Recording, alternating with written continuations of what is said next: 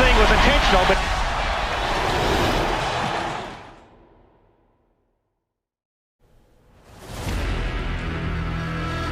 Welcome, everybody, to The Hook on Woodward Sports Network, Detroit's all-digital sports network, live from MyBookie Studios. It is Wednesday, June 2nd. I'm Pilar Lastra. We've got D-Mac.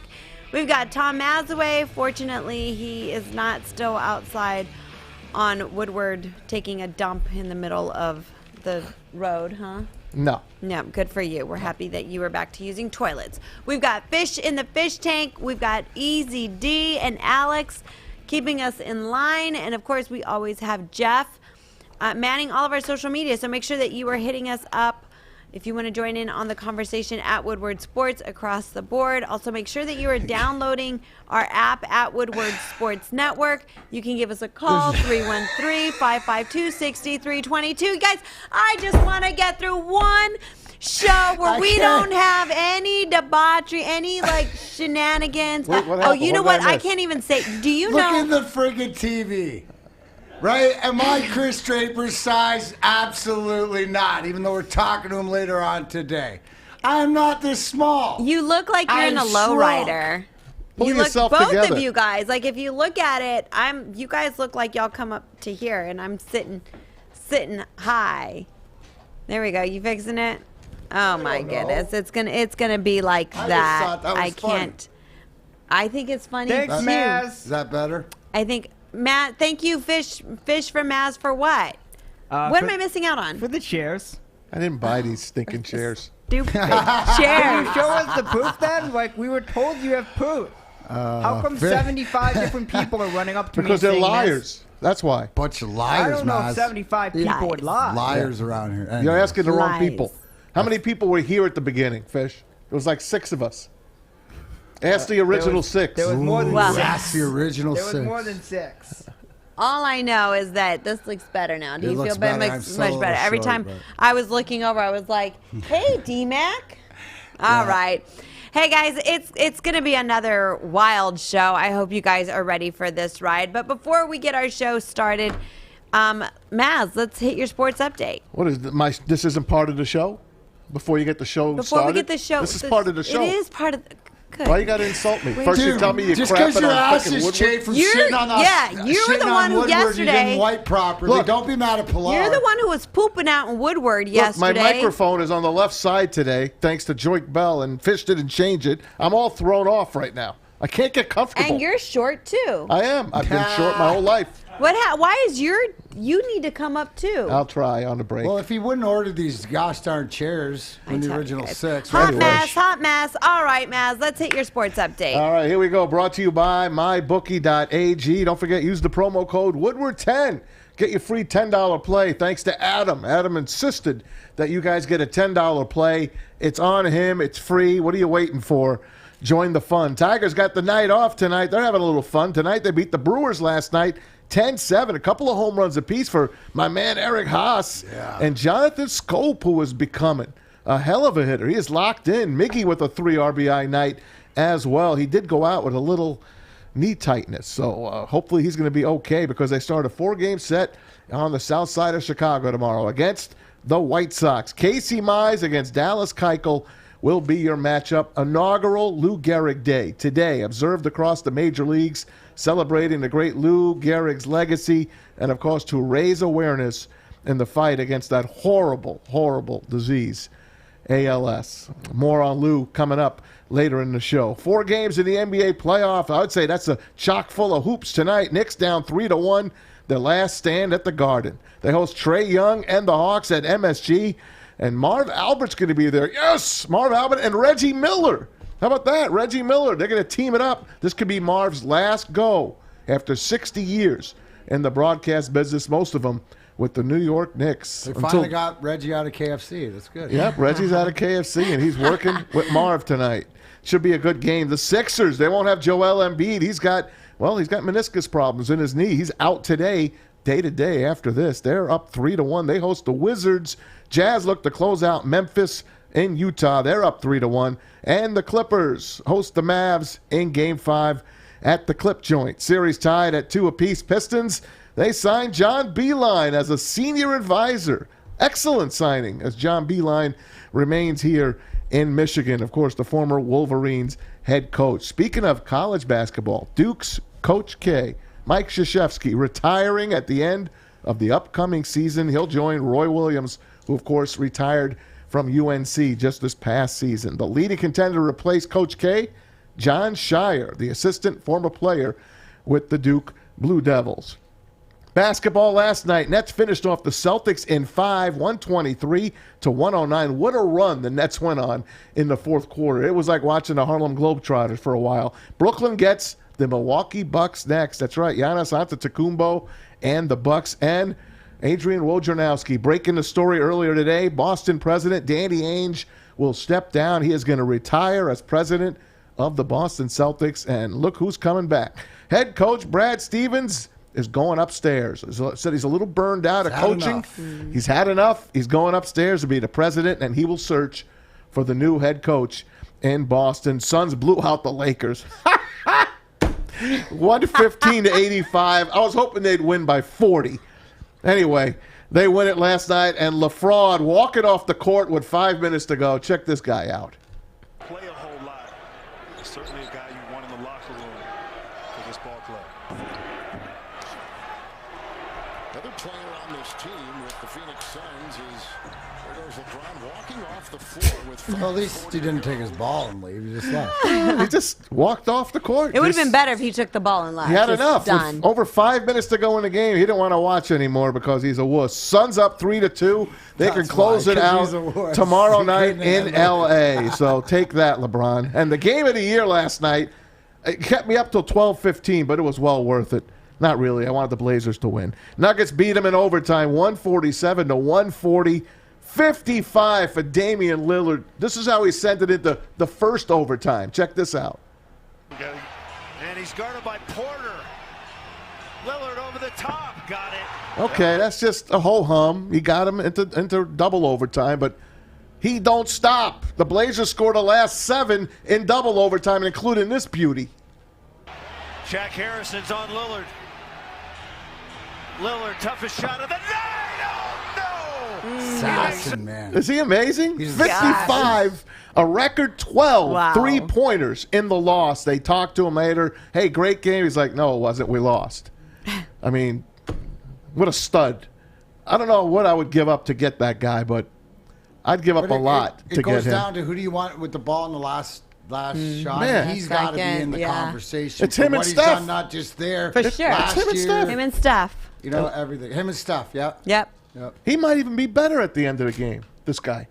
Well, I might think what be makes better. him better is that with Steph is that you're always he's going to shoot it from no matter what. It could be 100 feet. He's going to shoot. He's gonna take the shot. Lillard's got the size that when he goes to drive inside, you got to respect that, right? He's being wasted in Portland. They got to do something. They'll blow that team up. Terry Stotts will be out of a job as well. NHL Stanley Cup playoffs tonight. Jets host the Canadiens in Winnipeg, and the Avs up 1-0. They host Vegas in Colorado. NHL draft, the lottery tonight, right before the Vegas game. It's going to be on NBC Sports Network. You can watch it. It's a virtual draft. The Red Wings are sitting at the 6th spot right now. They have a 7.6% chance of getting the first pick. We're going to have Kris Draper explain everything, but this is what the Red Wings can get. They'll either be first or second, or 6th, 7th, or 8th.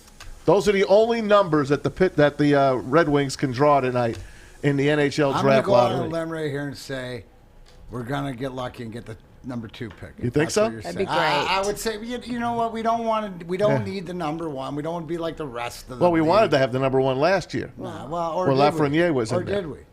Yeah, we did. He said, I or don't know. did That's straight. we? But I'll ask the director of amateur scouting. Okay, if we fine. did. That's fine. I mean, not you, even though you know more hockey I do. than me, and you I do. probably know more about scouting do. than Drake. I You do. gonna tell him that too? No, not more about scouting. I don't know more about scouting. I just know more about the game.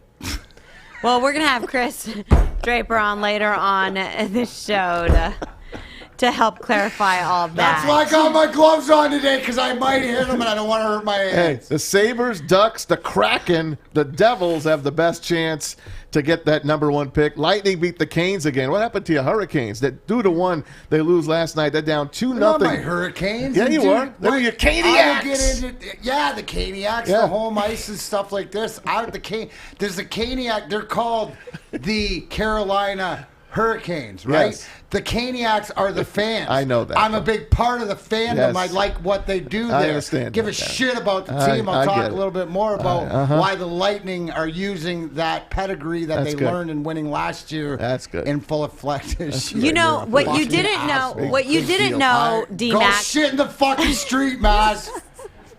D-Mac, what you I didn't hope know. you get it down your leg. Ew. Into your That's some sock, runny stuff. Into your fucking shoe, Ew. and it fucking stinks it up. Honestly. And then you take it off and you leave that in your car. That's and horrible. then you fucking forget it. Yeah. Fucking hope so. That's horrible, man. Somebody's always got to take it too far. Somebody's always got to take Yeah, it too Maz. far. Horrible. But D-Mac, what you didn't know was that Tom Mazawey not only knows more hockey than you do, but he also knows more about hockey fans than you do. And he knows more Spanish than you. Yes, exactly. No, I don't. No, I don't. I flunked Spanish. I flunked it. And I grew up in a Cuban neighborhood with Italians as well. Anyway, nonetheless, another positive drug test for Derby winner Medina Spear. We've been Cheater. waiting on this for about a month Cheater. now. So it's been confirmed. He stands to become the second horse to be disqualified in the 147-year history of the race. Mandaloon waiting in the wings to be crowned the new Derby champ. But Bob Baffert won't go down without lawyers and people checking blood samples and everything. This ain't over yet, but it don't look good. And I take you back to this day in 2010, something we're going to talk about today a lot. But Tiger fans, we won the game, but I think you know what happened to poor Armando Galarraga. Ground ball, right side. Cabrera will cut it off. Galarraga covers. He's out. No, he's safe. He is safe. He is safe at first base. And here comes Jim Leyland. Oh, my. Look at Jimmy D. Jimmy D sitting there. Watch, he just says a little something here. Look, it's a little something. And he'll Jim walk away. Joyce said he was safe at first base. That's it. You make the call. Cabrera, Galarraga. No way. He missed the base. He's out. Why is he safe? He must have missed the base. Are you kidding me? Why is he safe? You see right here. That's not even close. Wow. I mean, That's not. We know now in a replay era of doing replays that's not even close. Must-see TV Well- back in the day. Tiger fans never missed the Tiger game with Mario and Rod. We miss them here. And Armando Galarraga, Pilar, you didn't know this, but the next day came out with the lineup card to Jim Joyce, who felt horrible. Jim Joyce, the umpire that blew the call. And guess what? They gave Armando Galarraga a Corvette that very day at Comerica Park. I mean, that's very nice, but still, they That's should nice. It's Very nice. Very nice. But they should just get the call. Wah. What, you see rather the Corvette and the Vagine? That's, yeah, okay, way to go. Anyway, guess what? Jim Leyland will join us to tell us more about that day coming up on the hook. Skip. Yes. Wow, nice skip. call, Maz. Thanks, man. Yeah. Yes. Probably They gave it smoking to his stogies as he'll talk to us. Oh my. Oh my. That's it. Okay. Okay. That's all I Tammy got. said That's we all, all- that's Tammy's all. handing us out virtual Snickers right now. You know, like Yes! the commercial. That's what it is. We need one. D-Mac's Oh in the my house. The D goodness, stands okay. for Dick. Look out, it's Whoa, Wednesday. my It's a hump gosh. day. Oh my goodness. All right. That's true. And I just wanted to come to work today and Oh, play hell. nice with everybody. You know I forgot what to I'm give Rod saying? Beard the V-Mix. Hold on.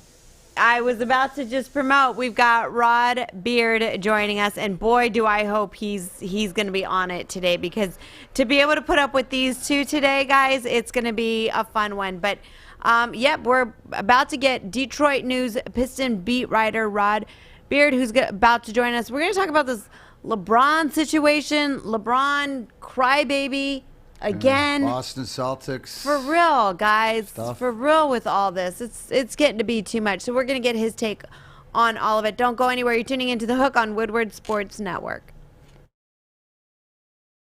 Hi, I'm David Hall from Hall Financial. And at Hall Financial, we treat our clients like family. And our number one priority is giving each of our clients 5-star service. Our passion for 5-star service, combined with our expertise, allows us to find the best possible solution for refinancing your home loan. We take the time to focus on both the individual and the numbers. We're going to walk you through the process and close your loan in half the time of our competition. Go to davidhallmortgage.com today.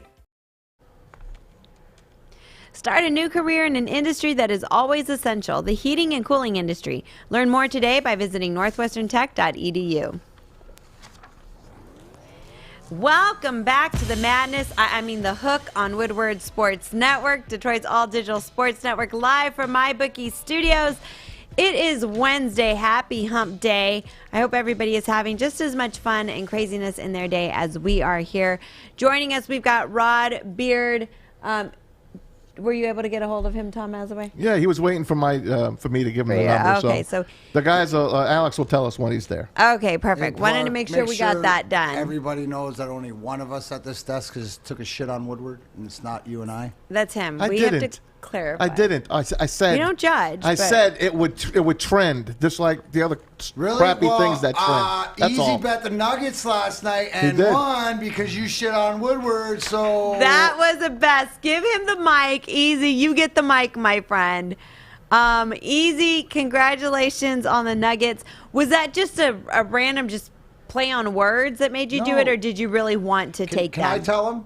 See, Eazy is listening. No, because I teaching the kids the Mazawey way, right? Of how his betting, how to take advantage of it. Eazy jumped at the situation when Maz was gonna shit on the thing. It popped into his head. How do I incorporate Maz nut whatever like this? Boom! And at the end of the day, my man got paid. Is that something right? like So, but that's something just like what that? I said. Was it just a play on words that made you take this, or did you actually think that the Nuggets were going to win, or you just wanted to take it to get a play on words? I do like the Nuggets. I like Jokic, however you say his last name.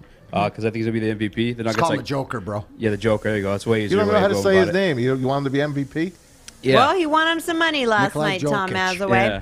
Continue, my friend. Listen, you can't pronounce anybody's name right, and fucking you're worried about him making money. Whose name didn't I pronounce? I don't know, but you got it wrong. I can't pronounce anybody's name. Okay, go on. The wrong person, the right day. Aye. Okay, come on. John Locke. I took the Nuggets because I thought they were going to win, and obviously the play on words. I'll bet against Maz, and then I think if you took that shit and Woodward, it would trickle instead of trend. Oh, there it is. It was trickling better than trending? No. Yeah, it was trickling better than trending. Trickling's better than trending, Maz. We got to get you to trickle down today. There's such a word as trickling on Twitter? Well, trickling's the word. Like when water trickles down? Yeah. Yeah. That'd have to be some runny that's stuff, nice man. job. I All can't right. wait to see what you're going to bet. Well, congratulations. Yep, congratulations us. on that bet. Fish, did you have something for us? Yeah, we've got a caller. You want to get to him now, or you want to get to the? I don't know if we have the interview. So we're gonna, we got after the call. Yep, hold on to our calls.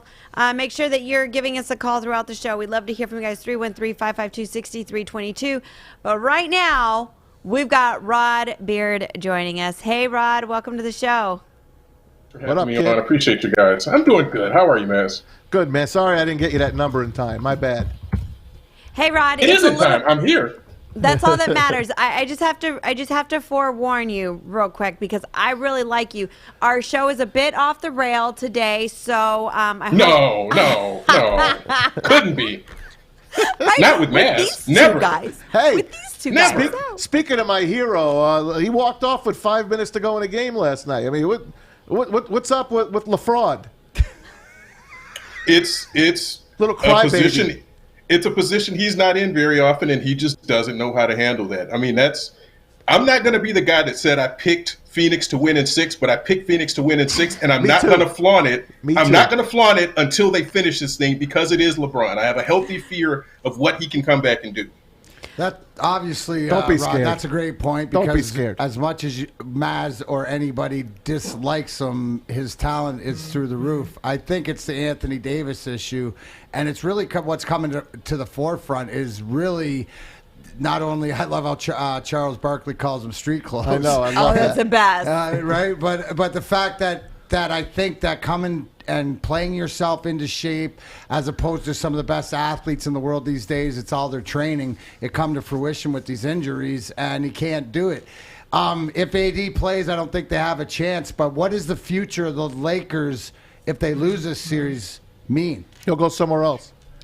No, I think they still got a few more bites at the apple with this. I don't think he's going to bail out because this team really is built around him. And if he goes for a year or two to get the right guys and to do everything else, I mean, unless you do a Kool-Aid sort of roster thing where you just add water and sugar and call it a day. But I think he's going to stay there, play it out. He loves L.A. and the attention he's getting there. Mm-hmm. Oh, I cannot wait. I mean, never mind. Go ahead, Pilar. No, I was just, so what do you think that this is going to do to the locker room? I feel that this could either play out one of two ways, right? The locker room's going to say, okay, we got to step up and play better and play to LeBron's standards, or screw you, LeBron, you just totally quit on us. Regardless of what everybody's saying, oh, he had to go in early for treatment. No, come on. No, they know what the marching orders are when they come to this team and LeBron selects them, that they're going to have to go through things like this, and it's not going to be fair, and it's going to be stuff that they wouldn't accept from another teammate. But this is LeBron. This is a different opportunity, and some of these guys are ring chasing. So they're just going to have a higher tolerance for stuff that they wouldn't normally just take. I see Andre Drummond has really stepped it up for AD. Oh my goodness! I thought that was really going to be a nice addition for them, and that Drummond would figure out what his true value is and what his true strengths are, and just do those things. And he just hasn't been as good as I thought he was going to be. I thought he could rebound. He would benefit from those double teams and just find a niche there. Maybe it's still coming. I don't know. That's a tough one to explain. Chris Paul went down. Looked like he got hit by a car last night. The shoulder injury. Tell me a little bit more about that. And do you think he comes back in this series as strong? It's something with him and Davis, like every playoffs, it seems like. And that's the thing that you base this on, is those guys being healthy. And Chris Paul, they can't do it without him. They just don't. They need him to guide the ship and lead the ship for them. And even if he's got one wing and he's just out there playing, they just need him on the court to do whatever he can. We've seen how atrocious his shooting has been, but he's just found a way to be meaningful and to help them out in some kind of way. I think he just figures out a way to get back on the court. Let's go to the East, Rod, because you were mentioning you and Maz both have Phoenix in 6 and don't get too excited until they finish the job. But the Nets polished off Boston, not only in impressive fashion with their fourth quarter last night. I want to know what you think about this Nets team, because they have that super team with Kyrie and Durant and Harden in the East, but also, too, Boston, boom, makes the switch. Ainge is heading out. Stevens is moving upstairs. What does that mean for that organization? And just a little caveat, I was thinking this too. Does anybody else think that out of anybody through this COVID, but Danny Ainge hasn't aged well, and the stress of the job really has come down on him more than anybody, in my opinion? No, in Boston, it's a complete crucible. The media is there, and the expectations of the fans that there's going to be a title there. With the roster that he built and the cash of draft picks that he got too, something's got to happen. And today something did happen. It just wasn't what people expected it to be. I just think that's a really tough job and a really tough roster to try to assemble, that they never got the big men to really make that work and to be able to do anything in the East. And I think that when they had opportunities to get superstar players, they should have really gone for it, because the East was really weaker the past probably 2 or 3 years, and they had opportunities to come out and really make a statement. They didn't do it, and they're paying the price for it now, and certainly Ainge is. But Stevens moving up to the front office, I just don't know how that works. I don't know what his front office acumen is like and how he just runs that franchise. He did well from a coaching perspective. We'll see what it does for the rest of that too. But when you're looking at the Nets and the Bucks, that's just going to be one of the more fascinating series in the second round for me, just because the Bucks really structured this roster to really go all the way, and they did put all their chips in the middle of the table and say, we're building around Giannis long term. We've got to make this work. The Nets did the just add Kool-Aid sort of thing, where they figured out a roster that was just going to be too much. for everybody else. So I'm just fascinated to see defensively how strong Milwaukee can be in guarding the big three that the Nets have, and then what the Nets can do if they're going to step up and be a good defensive team, or maybe they just don't have to because they're going to score 130 points every game. I think that you make a great point. Not only a phenomenal series, but I think that the elevation and obviously, knowing hockey. But what have you learned from your losses in the past? And what I learned in the first round with Milwaukee is this team's built differently. Like, they can grind now. They can play it inside. I know Giannis is the best, arguably one of the best players, individuals, but he looks like he's got a team around him, and they look like they're in it for the long haul. Like you said, do you expect that to be a 7-game series? I think it's going to be either 6 or 7. I think the Nets just have everything together. And again, defensively, can the Bucks get stops when they need them, and can they score when they need to? That was the big thing, that Drew Holiday was the improvement they got over Eric Bledsoe. And he's really come in and shown that he can run the team, and he can defer, and he can get other guys involved. It doesn't have to be all Giannis all the time. They can find other guys that can step up and be the lead scorer when they need to. I just think the Bucks are really stacked, but playoff experience, and really when you need to come down and get a bucket, can they do that? That's going to be the biggest question for that. Mm-hmm. Hey, when you think about it, Rod, the Nets somehow did it the right way this time. Most of these guys, the big three, would they play 10% of the games together the whole year? They rested 90% of the regular season, and they look like they're ready to party right now. I mean, what they did last night in the fourth quarter, in the beginning of the fourth quarter, they blitzed the Celtics when the Celtics were trying to get back in it. They were down 8. It looks like they're just having too much fun. If they stay together, man, I don't think anyone touches them. Yeah, and they're gearing up at the right time of the season. Just the way you want to do it, as you said, is at the playoffs, get everybody healthy, get everybody right. You don't have to play a ton of minutes. You don't have to play all of the big three together. And again, when all of these guys were the lead dog on their teams, so now when one or two of these guys goes to rest, you still got a Harden who can run the offense and play point guard when Kyrie's on the bench. Kyrie can take over a game by himself. We haven't even talked about what KD can do. KD is just a killer that defensively he can be that same sort of way. He can guard Giannis, and you don't necessarily need a lot of help. So it's just whether the rest of the Nets team is going to commit defensively and be able to get the stops that they need, because we've seen how the Bucks from a 3-point range can just barrage you all out of the water. And that's why I think it goes 7, is that it's not going to be a clean sweep, and the Bucks are going to have their troubles throughout the series. But I think it's going to go down to a Game 7 and which team is going to play well and execute in that final game. I think you and I picked didn't we both pick the Nets to go to the final? I had the Clippers. Who did you have in the final? I think I said the Suns, actually. Yeah, you said I think I actually did say the Suns. All right, Rod, now Maz had to sneak that in there. Well, it's the truth. The Clippers. No. The Clippers. It's the truth. Mavs series. He remembers. I do. I got the Mavs in this, and I'm not really going too down. confident. Can you make me feel better about myself, or is Maz? He lost his house to me, and then he won back $50, and he thinks he's winning in that. The Clippers are winning the series. But we got the series on it. How's this series end up? I mean, here's your saving grace. You got Luka, and if there's a guy that you can have in the West, it's like Dame and Luka, and maybe LeBron is somewhere in that mix. Those are the guys that you just want that are just going to finish thing out. So I think that's what you can bet the house on, is that Luka's going to have another transcendent game. What I thought was that defensively, between Paul George, Kawhi Leonard, and Marcus Morris, that they had enough guys who could guard Luka and keep him sort of contained. They haven't been able to do that all season. He's got 30-point triple-doubles all over the place. So I think that's going to be what you can kind of hedge and say maybe the Mavericks are able to come back and do something. But yeah, it's going to be a tough one. The Clippers, and that's the second piece. You got the Clippers. They're known to choke when it comes down to it. So they might not be able to finish this thing off either. Not these Clippers. These Clippers are ready to roll, brother. They're ready to roll. They're ready to choke every single time I put money on them. They're ready to go. Hey, Rod. God, that's the best thing. The best part is that the more Maz likes them, the better I feel about my bet. That's fine. Just get you $100. It's the fine. Anti-Maz theory. There you go. That's right. Hey, Rod, we got to take a quick break because we haven't even talked Pistons with you yet. Can you hang with us? Absolutely. All right. More of Rod Beard, Detroit News Pistons beat writer, right after this on The Hook on Woodward Sports Network.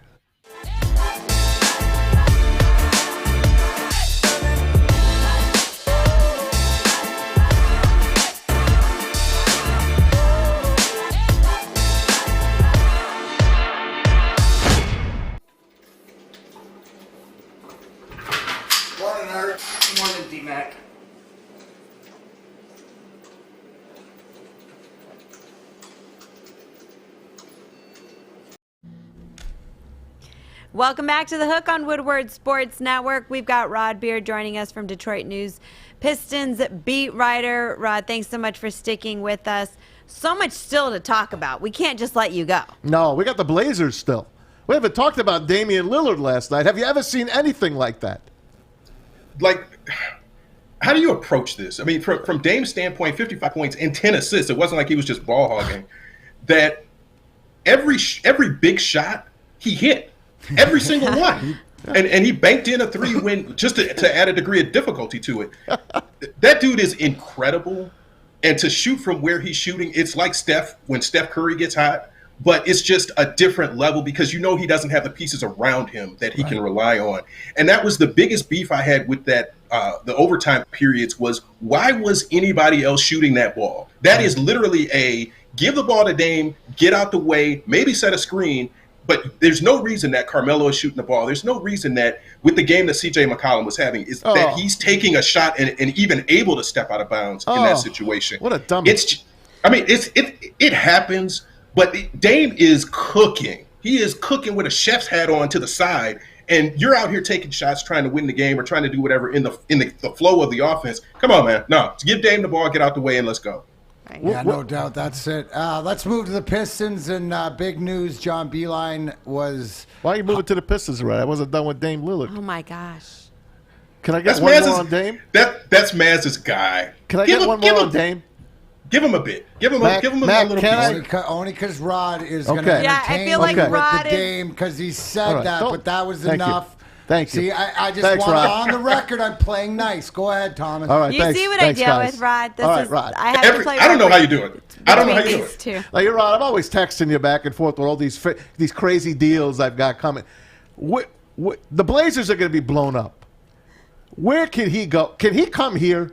What do you have to give up for him? I know OKC has got 63 number 1 draft picks. Where is he going to go? He's not staying in Portland. I think he stays, and they make concerted effort to maybe get C.J. McCollum out of there and maybe bring in another elite level guy through a trades or free agency. That's one of those things where you have to blow that up. If they don't come back and win this series, you just have to blow that up because you're going to waste Lillard's talents. You can't. I don't want to say you can't trade Dame Lillard. You can. A team is going to have to give up a king's ransom in order to get Dame Lillard. And I don't know how many teams are willing to do that. In the Pistons case, they're not in a position to give up draft picks. They're happy with the rebuild the way that it's going, but you would love to see Dame Lillard here. I just don't think they have what it takes to do it, but you would love to see it. You know who it makes sense for Portland to go after in your scenario where they re-sign him, do it as a Bradley Beal or somebody, and like somebody, a supporting cast member, but I could see them if they're going to commit to him because he seems, athletes that are committed to their cities, he seems committed to that city. You know what I'm saying? He sort of exudes the Blazers, the way that guys in the past have. Anyways, can I move to the Pistons now, Tom? I'd love it. Thank you. Thank you. John Beilein, what's this going to mean as far as the Pistons, as far as what role or, is it just the experience of being the University of Michigan coach and obviously the limited time in Cleveland? What is this going to mean for the Detroit Pistons? Well, I think he's going to be the senior advisor of player development. And what that means is just figuring out ways for guys to get better. And that's what he did at Michigan, essentially, is take young guys, mold them, help them with the fundamentals, helping them to get better in all of the aspects of the game. And Beilein is respected as an X and O guy. But the Cleveland thing didn't work for him. But this is a role that you're an advisor. You come in every once in a while. You don't have to punch in 5 days a week and take all the road trips and do everything else. It's really just trying to figure out an improvement and development scheme for those young guys to get better. Opposite of beat writer. Is right? That's the opposite of beat writer. Okay. Can we do a job exchange for like a day? I'll be a player development guy. Yeah, I love it. You're on the list though, Rod. You're on somewhere. the list. Somewhere. Let's do it. Saying there's a chance. Hey, Rod, we're like a little over 2 weeks away from the draft lottery. I mean, tonight is the NHL draft lottery. Not as many eyes on that as will be in a couple of weeks when the Pistons are sitting with the number 1 pick, right? Absolutely. Let's go. What's our odds, man? Bring me up to date. 14% at getting the number 1 pick, and that's the best odds you can have, along with Houston and Orlando. And if you're just looking at it in a sense, they can do. They have a 52% chance of getting somewhere between 1 through 4, where you want to be in this draft, and like a 47% chance of being in that 5 or 6 spot, which is absolutely where you do not want to be. And I think anywhere they land in that top 4 is fine. They'll get a player who can help them and be a centerpiece for the rebuild that they're trying to do. But I mean, you just up in that 5 or 6 spot. That's just, I think they would trade out if they ended up somewhere there. 13 times they've been to the dance. 13 times they have never moved up. At the Punch Bowl, you're not dancing. You're just at the Punch Bowl talking about everybody else who is dancing. See, Rod, there you know. Maz just puts too much emphasis on the irrelevant. Right. Although it's not irrelevant, but it's not as irrelevant as playing the game. Hey, Rod, go on. Go ahead. No, go on. No, you. No, Rod, you go. No, you go. Go ahead, Pilar. Stop. All right. So now that we've got the plans done and we've kind of been through this now, what's your take on the plans now? You like them? Do you not like them? I feel everybody at the beginning was a little like, I'm not sure if I'm going to like them, and some like them. I like the idea that you're giving those 7, 8, 9, 10 teams some more playing and to figure out what the seeds are. A team that's playing well toward the end of the season, like Memphis was, you give them an opportunity to get that 8 seed and get in.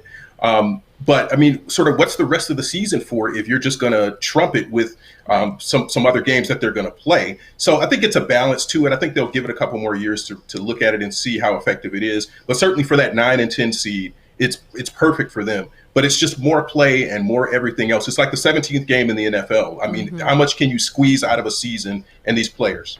Well, I told you a million times, there's an easy way to do it. Just trim down the NBA season, trim down the NHL season, and trim down the MLB season. Not the NFL, but those 3, they need to be trimmed down. And I know Adam Silver talked about it, and he said it. Look, the elephant in the room, of course, is, it's less money for the owners. But not really.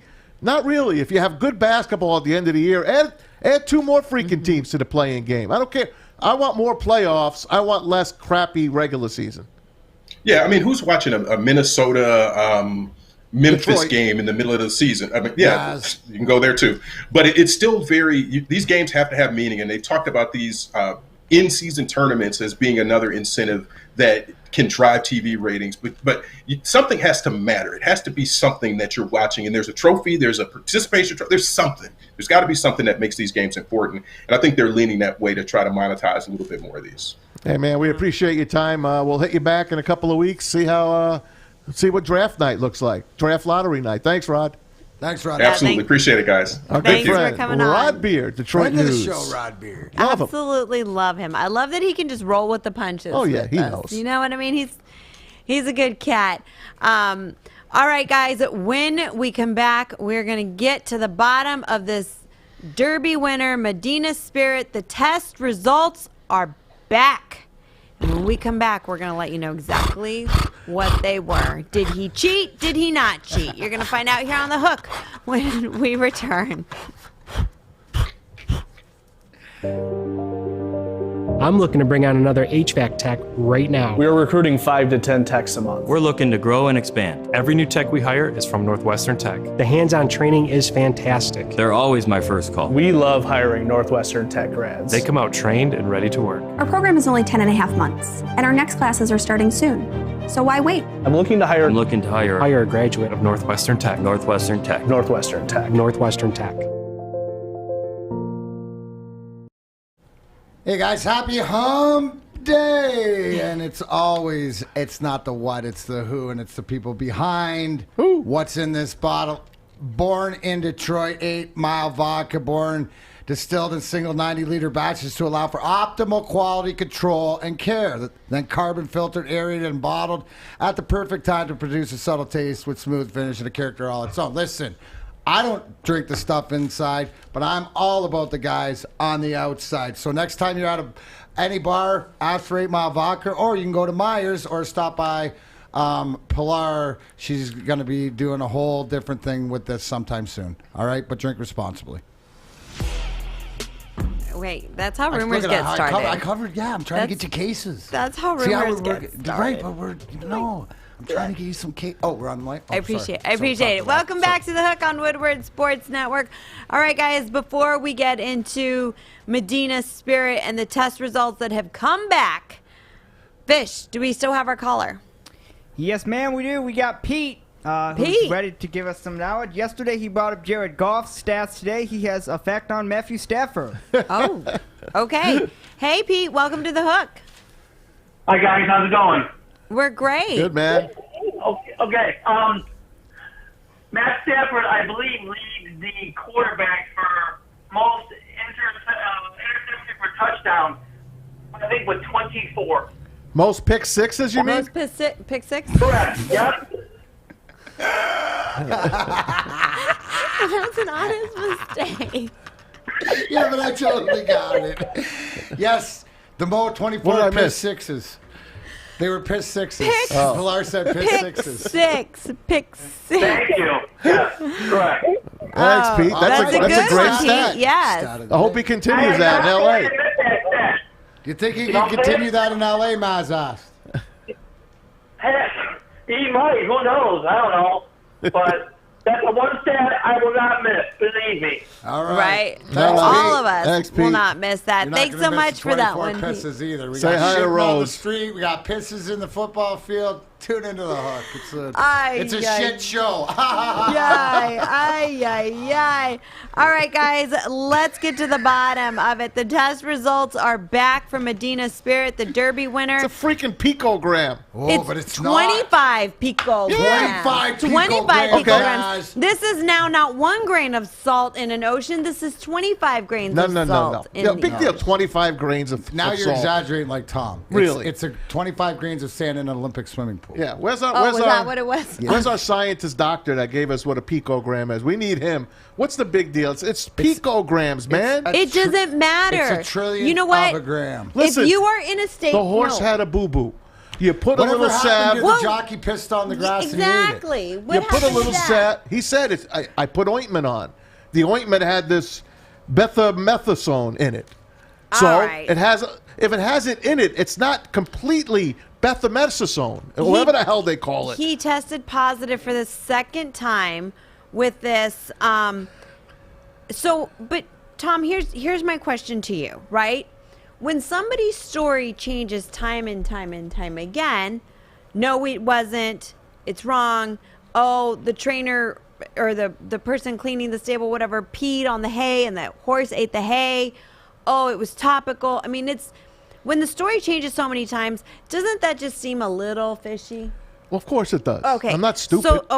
So what I'm saying is that then why didn't you just come out from day one and say He shoulda. the horse had an infection or the horse he had a skin infection, a scrape or whatever, or infection. We had to put this on the horse. My other question to you deeper is than that of all the times that he's been in trouble for this. Right, he's been That in trouble Bob- for this Bob stuff. Baffert has been- And the fact of the matter is, and Maz, it's the way it is. It's because it's Baffert. It's because all eyes are on him. So the picogram is actually might as well be a kilogram. I don't think, guys, I think you're wrong. I think it has nothing to do at this point with the fact that whether it's related to Bob Baffert, I don't care if it was related to King Kong. I just feel that this is one of those Great things movie. where Which one, the original one? Or? King Kong against Godzilla. now with so That's many Godzilla. people that put money on the Kentucky Derby, Yeah, I won. this has got to be a different situation. And while you won, a lot of people Let lost. me tell you something, Pilar. Listen. A lot of people lost. Can I say you something? Can't, I've been going to the racetrack for over 50 years. Okay? I've seen millions of horse races. Don't tell me a little ointment on a skin got that horse the win.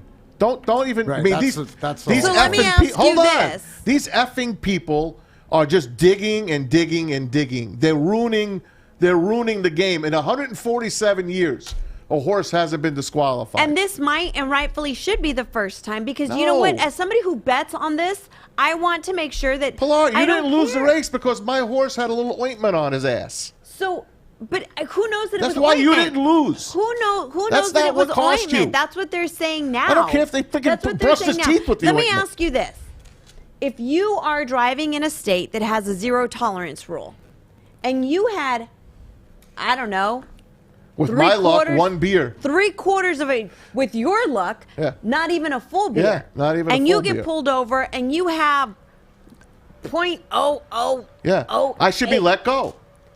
But that's not the rule. The law states it's a 0 tolerance. That means if you had anything to Ask drink, Mac this. you should not. No, I'm asking you because you're the one who's I'm only saying it telling doesn't you. matter. I'm telling you, listen. Different strokes for different folks. Yes. The problem rule is is the because rule. all eyes are No. on it at the time where it is the betting and whatever else, so they can make whoever the vilified.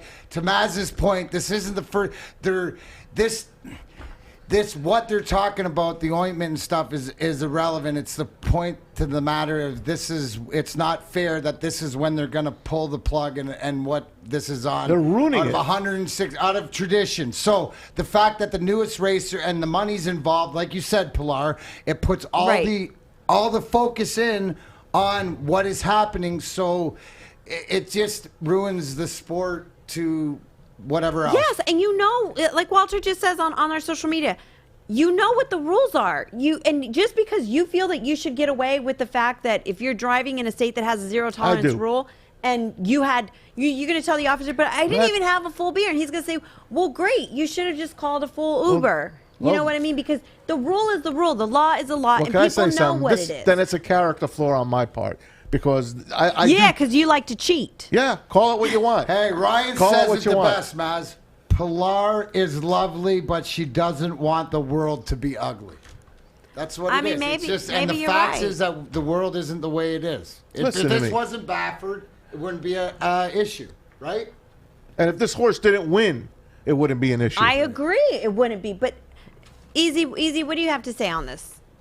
Well, I'm just looking it up on how much a picogram would affect like a horse, and what they're saying is it's 21 picograms in 1 milliliter of blood. It's only 1 milliliter of blood of Medina Spirit. So there's more in her system. That was how much in that per milliliter. In that 1 liter.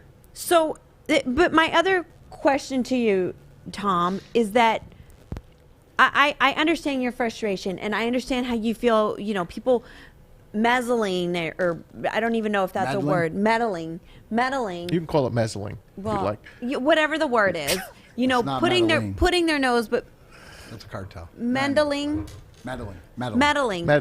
Whatever, fishing around and stooping around or whatever it is to try and take somebody down. I feel that for the integrity of the sport and for the amount of money that is now being pushed into sports betting, if not yesterday, which it should have been done any time that this was in suspect, it needs to start now. And right now is where you draw the line, and you can tell all the gamblers, look, from this point forward, I want you guys to know that this is not going to happen again.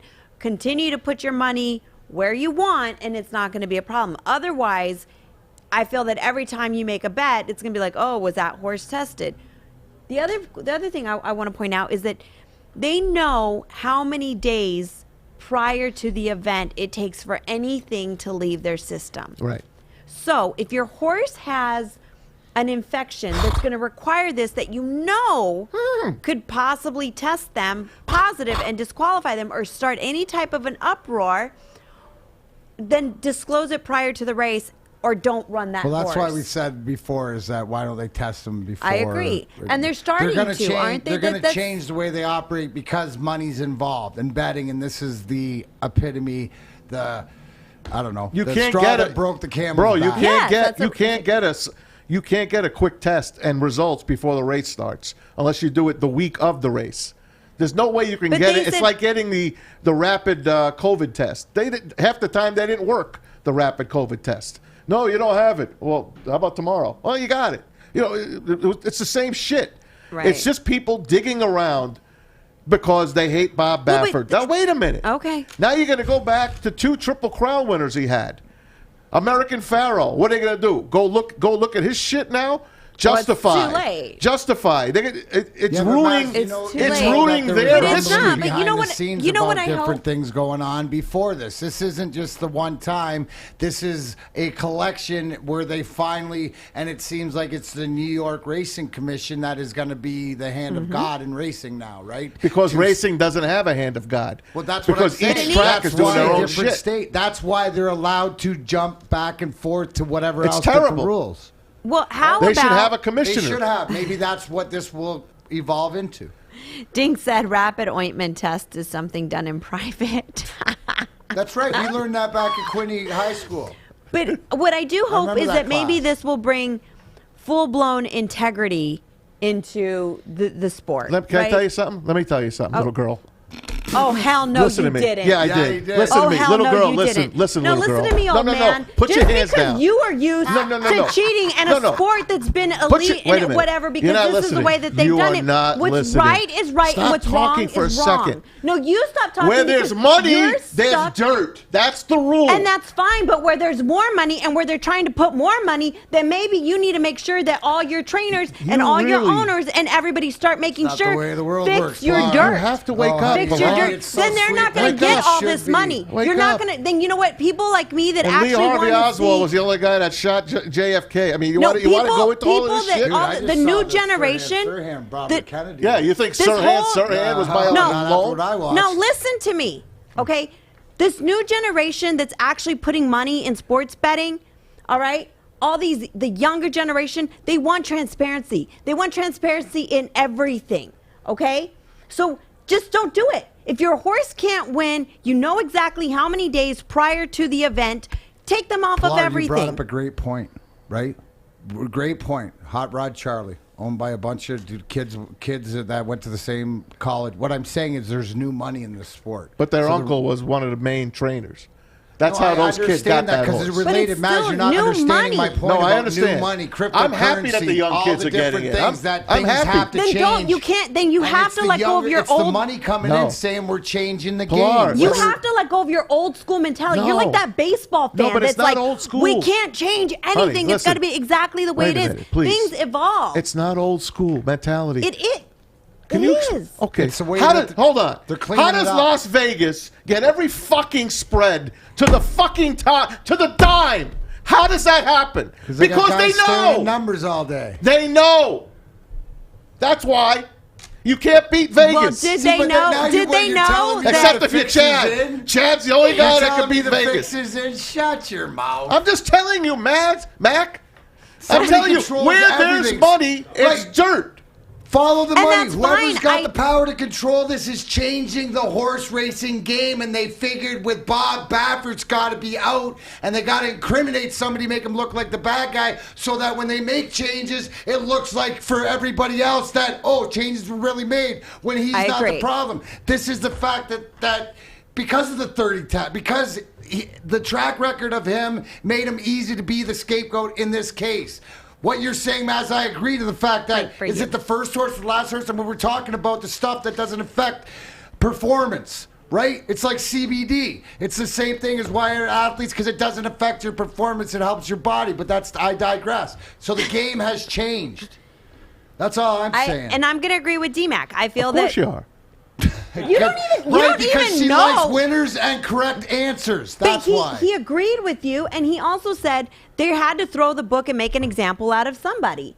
Okay, and this is where they're gonna make the example out of Bob Baffert and say, hey, listen, everybody, he's the bad guy, he's the villain. All his horses have always been in question. Moving forward, this is not going to be a problem. Which this isn't the guy they just picked, Maz. This is a guy that has had this. And if you want to go to the Inklings at the track and behind the track, I've gone not to as many as you have, but I pretty much grew up around the track too. So the guys in the barn, and you bring up Justified and other, that this has happened to the Martyr 10 years ago, 20 years ago. This is the process of it. Yeah. And making change. It's the same thing in everything in life. I got you, man. All right, guys. So we're gonna take Tammy's advice. That's one of those. Shut up. We got to move on. Yep. We're gonna take Tammy's advice. We're gonna hug it out over this quick break. When we come back, D-Mac's gonna get to his hack and whack. So don't go anywhere. Hopefully, there's no cheating in whack golf. something. I'm gonna whack you. Yeah. Now we got it. Where's the bell? You're tuning into The Hook on Woodward Sports Network. We are here, downtown Fenton, my favorite Bridge Street Exchange. That's right. And you want to switch up your wardrobe this summer? It's this easy. Ready, Joey? I'm ready. All right, you ready? I like it. You want to do it again? Yeah, let's do it again. All right.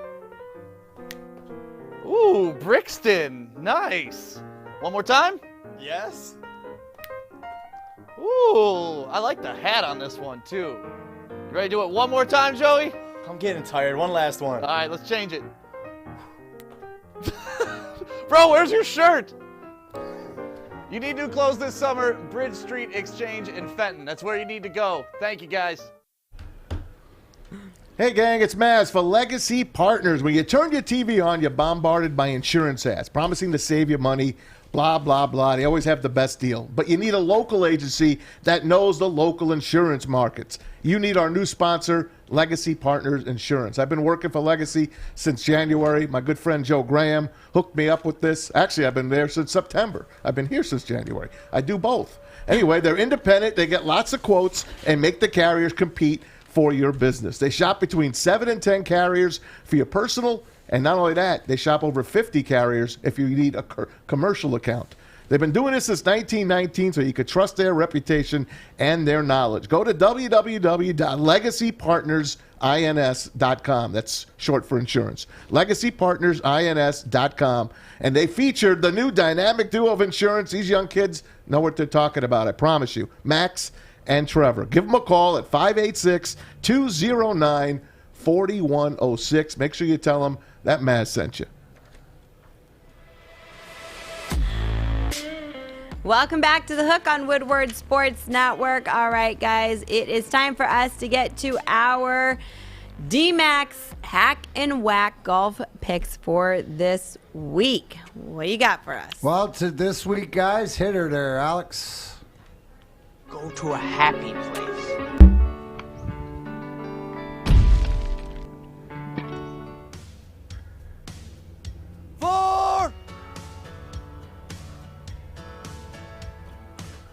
All right, folks, here we go. This week, the Memorial, and if we know anything about the Memorial Golf Championship, it's at Jack's Place. Yes, down the road in Dublin, Ohio, one of the nicest golf courses that can be played. Great field this week. A lot of major championships, guys getting ready for the U.S. Open.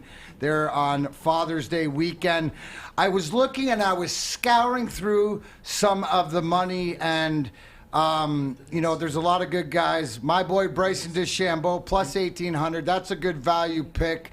I got to go with, we know the things that are going on in social media between him and Brooks Koepka. So anytime my man's looking to lay down the gauntlet of trying to become best player, plus 1,800 is good. Xander Schauffele. Now, the thing about Memorial, it's an approach shot course. So you want to look for guys who are good tee to green, and hitting the greens. Xander Schauffele, who's working on a new mental coach, plus 2,200. Then we got the Canadian Corey Connors up plus 3,000. And one of my favorites, this is for Chad and Stingray Steve, the Bostonian Keegan Bradley up plus 5,000. Put 5 or 10 on them. There's also great picks because of the fields. If I was going to take one of those guys to finish top 10, I'd take Xander Schauffele. So those are D-Max Hack and Whack picks of the week. All right, there you have them. Now, let's move on to D-Max Stanley Cup playoff update. Can't wait for this. Yeah, here we go, guys. It's game 2 tonight. Vegas and the Avs in Colorado, my early front runner. Obviously, we're going to see the pedigree of Vegas to bounce back, but Avs are clicking on all cylinders. Jets, Jets, not Tommy's New York's, but the Winnipeggers, yes. Dink Reynolds, you and those Winnipeg Jets, they're sleeping on them after a tough 7-game series. Emotionally, I think that the Jets should come out firing on all cylinders and take advantage of Carey Price and the Montreal Canadiens. If I was going to play, I'd play them in the over tonight. I think this series goes 5 games. The Lightning, again, lead the Canes. Who wins? Won 2 games in Carolina, but they showed the pedigree, obviously backstopped. What do I always say? And I always say, goaltending, puck luck, and health, and who has that? Defending Stanley Cup champions, Tampa Bay Lightning, who, when we talk to Kris Draper here in this 4 o'clock hour, I want to see how he feels, because the third line for Tampa Bay has been compared to the best third liner, the grind line, so to speak. So I know that he doesn't take too kindly to people using our name in vain like that. So we will see with that, and then we'll move on to the Isles. Tommy's Isles and Boston, I expect if they can hold them off, one of these things is, as Tom said, do they have the offense, the Islanders, to prevail in this series? If you can get it late in the game or into overtime, yes, you do. I look for Boston to bounce back tonight, though. So that's it. Should be exciting leading up to some pretty big. It'll be interesting because obviously Canada's still in lockdown, so we got to wait for a winner to come out of the Canadian division and then see what happens. So exciting games. You'd expect at least one of these to go to overtime tonight. Right. And to confirm or not confirm everything that you say, we're going to go over to Tom Mazawey, our NHL specialist. Thank you very much, Pilar. I wanted to ask Mac as he was rolling at that point. I wanted to ask him Montreal Jets. You said 5 games, but you didn't say who was going to win. Jets. You like the Jets in 5? I do. The Jets are. We just had Habs fan on. Hey, Dink knows. We just had Habs fan on. What? We just had Habs fan. Habs man. Whatever. Okay, well, he's always going to be Habs man, and congratulations, but they got their Stanley Cup. They beat out the Leafs. You heard him. They're going to beat the Leafs in 3. They're going to lose in 5 to the Jets, and it'll be okay. He said they're going to beat him in 3. I know he did, but he's really confident. You know, I don't go to him for predictions. I go to him for passion, Habs. Okay. I mean, nobody has more passion But than the Jets him. say, hey, you can't sleep on the Jets. So, you know what? You would say Carey Price, yes. But Connor Hellebuck, he's a local kid. He's the real deal. They have the real deal team. Didn't I show you that replay that their captain's blocking shots with his junk? What is groin? Doesn't even care. I know. You got guys that are putting their junk on the line, not caring about Good point. shit. And you want to play against that? I know. Give me a freaking break. We'll see. But the Canadiens, the last team to win for Canada back in 1993. I think I got the last team to win from Canada after this year's over. Probably. You're probably right. No, I am not probably right. Okay. Right? Remember, you're just an NHL expert. Yeah. How about Vegas and Colorado? You put any cups on your ass and I will come Colorado over and Vegas basically had a dead heat for best record in the league. They gave it to the Avalanche. They won the President's Trophy because I think they had more regulation wins or whatever the hell it was. But, I mean, Vegas is really – they've shit the bed in the last 4 games. I mean, they almost pissed away the last series. They get killed, 7-1 the last game, and now they have another chance to bounce back. It's good that you watch the game and you see how freaking dominant the top line for Colorado is, and it doesn't matter. And this team's coming together now that they got Grubauer and they got goaltending, this is a real legit team. They got this kid on D called Cale Makar, who is absolutely a Norris Trophy candidate every year. And when you have the best player, arguably, we know Connor McDavid at Edmonton, but if you watch this Nathan McKinnon play, and you can ask Drapes about this top line, it is impressive. And this is a line that can carry this team. So I think it's more what Colorado did than what Vegas didn't do. And I don't see my poor Islanders surviving the Bruins attack. They're just too good. I hope not. I hope they do survive. I hope they can win because you know the rule. If the Isles do beat the Bruins, they win the cup. They win the cup. Yeah. That's the rule. Well, all right, That's all I D-Mac, got. good job in defending your small amount of knowledge compared to our specialist over here. You know what I mean? But good job. We're going to get better. He's a player. That's all he is. That's the thing. I don't watch numbers, but it's the vibe. Yeah. Right? It's the vibe of what you see coming, what you see happening because, that reminds me, I've been there before, and it sucks to lose, and it sucks to this, and it sucks for that, but it's also, you can see the motivation of moments like blocking a shot with your nuts. It's not you that did it. It's your teammate going, "Oh my God, he's willing to do that." I mean, he didn't block it like that. It just hit him there. Oh no, he put it out there. It's a block when you put yourself. You put your body. You're not trying to get hit in the nuts. Yeah, but that's you're what putting I'm your saying. nuts out there in case that's the lot. That's trust me. As a guy, I'd rather take one almost in the face sometimes than in the nuts. But it's a part of. Because it's all the best team. It's like the military. It's not about you. It's about the person next to you. And when you see the person next to you sacrificing mind, body, soul, and pleasure, that brings pain. All right. Well, on that note, my friends. Yeah. What'd you say? I said, yeah, right. On that note, we've got Jim Leyland joining us when we come back. So Jim stick Leyland. around. The skipper. Yeah. Jim Leyland, playoffs. Yes. Armando Galarraga's imperfect game anniversary. Jim Leyland joins us after the break on The Hook. Bridge Street Exchange, downtown Fenton. I'm trying to find me a shirt. Ooh, look at these swimming shorts. What are you doing over there, Stick? I'm trying to find me a drink. Ooh, look at these bonfire bitters. Ready for summer. Let's go. Corey's been wearing this LeBron James jersey around the network. It's been falling down a lot. And you know, really, that's it. Dan Campbell is going to be the man for the Lions. Don't you agree, Corey? I didn't even touch you.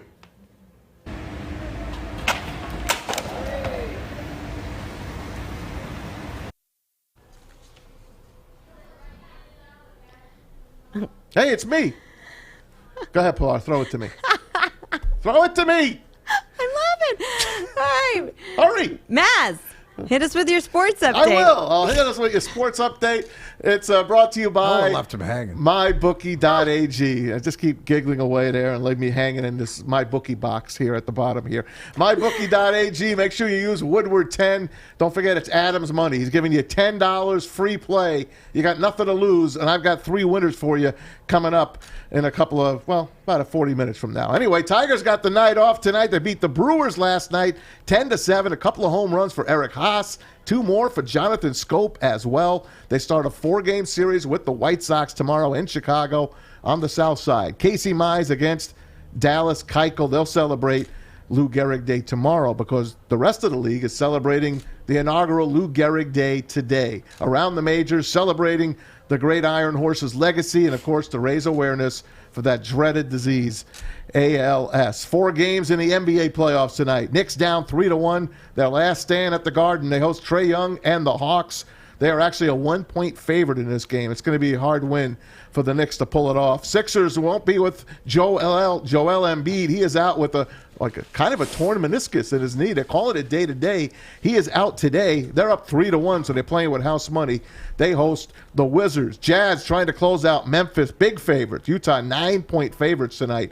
They're up 3-1. John Beilein signs on with the Pistons as senior advisor. Duke's great coach, Coach K. Mike Krzyzewski calling it a career after this upcoming season. He'll join Roy Williams, of course, stepping away from North Carolina about 2 months ago. John Shire, his assistant right now, he might become the new head coach of the Duke Blue Devils. Was a player there back in the day. NHL Stanley Cup playoffs tonight. Jets and the Canadiens in Winnipeg. That's game 1. And the Avalanche up 1-0. They host Vegas in Colorado. The draft lottery will be before that game on NBC Sports Network. They are doing it as a virtual draft. Kris Draper joins us in just a little bit. And Armando Galarraga's Imperfect Perfect game coming up. But I want to tell you about this, about Lou Gehrig. Check this stat out, guys. This is amazing. You guys listening to me? Yes. This is amazing. We always listen. You young kids out there, you listening to me? Every now and then you say something important. Yeah, even the little girl over here is How listening. freaky is this? Hey, little girl, listen up. All right. June I'm all 2nd, ears. 1941, the day Lou Gehrig passed away at 37 years old.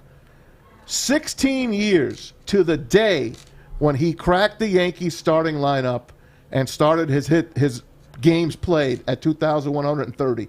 16 years to the day he passes away. And you ready for this? 6 years after Babe Ruth retires on this day as well. Babe Ruth passing away. Babe Ruth retiring 6 years before Lou Gehrig passes away. It's all on one freaking day. Right. Within 6 years of it's just it's unbelievable. So that's not a coincidence. It's unbelievable. In my opinion, it's not. It's in yourself. What it means, I don't know, but your awareness to how different dates and stuff like that. Yeah. I mean, I got 11/11 because of my sobriety date, but I see that in the calendar or on the clock more than anything. But it just there's something that to me that's a sign that there's something greater than myself out there. Mm-hmm. I swear, when God forbid, when 9/11 happened, and I grew up there, I watched those buildings being built. My family and I, we went. Couldn't wait to go there and go to the observation deck. It was a big day in the mid-'70s that Dad took us over there. My sister Tracy could barely look out the window because it was so high up. No, you're pushing her down. And then to see those buildings come down. You know how much time, how many years I saw 9/11 everywhere I looked? Everywhere I looked, I saw 9/11. I saw those numbers. I know there's a name for that, but I don't know the name of it. My daughter's into that kind of stuff. Like these Mandela effect. Yeah, it's something like that, Mac. Something like that. So that's where we're at. Oh, man. Didn't mean to bring it down. yeah, I'll bring totally. you back up. Downer. It's Yeah. Armando Galarraga Day. There you go. Thank you. How about that? And not only that, guys, 11 years ago today, we're going to show it to you. We showed it to you a little bit before. Let's bring you back and show you what it looked like 11 years ago today at Comerica Park. Ground ball, right side. Cabrera will cut it off. Galarraga covers. He's out. No, he's safe. He is safe. He is safe at first base. And here comes Jim Leyland. Oh, my goodness.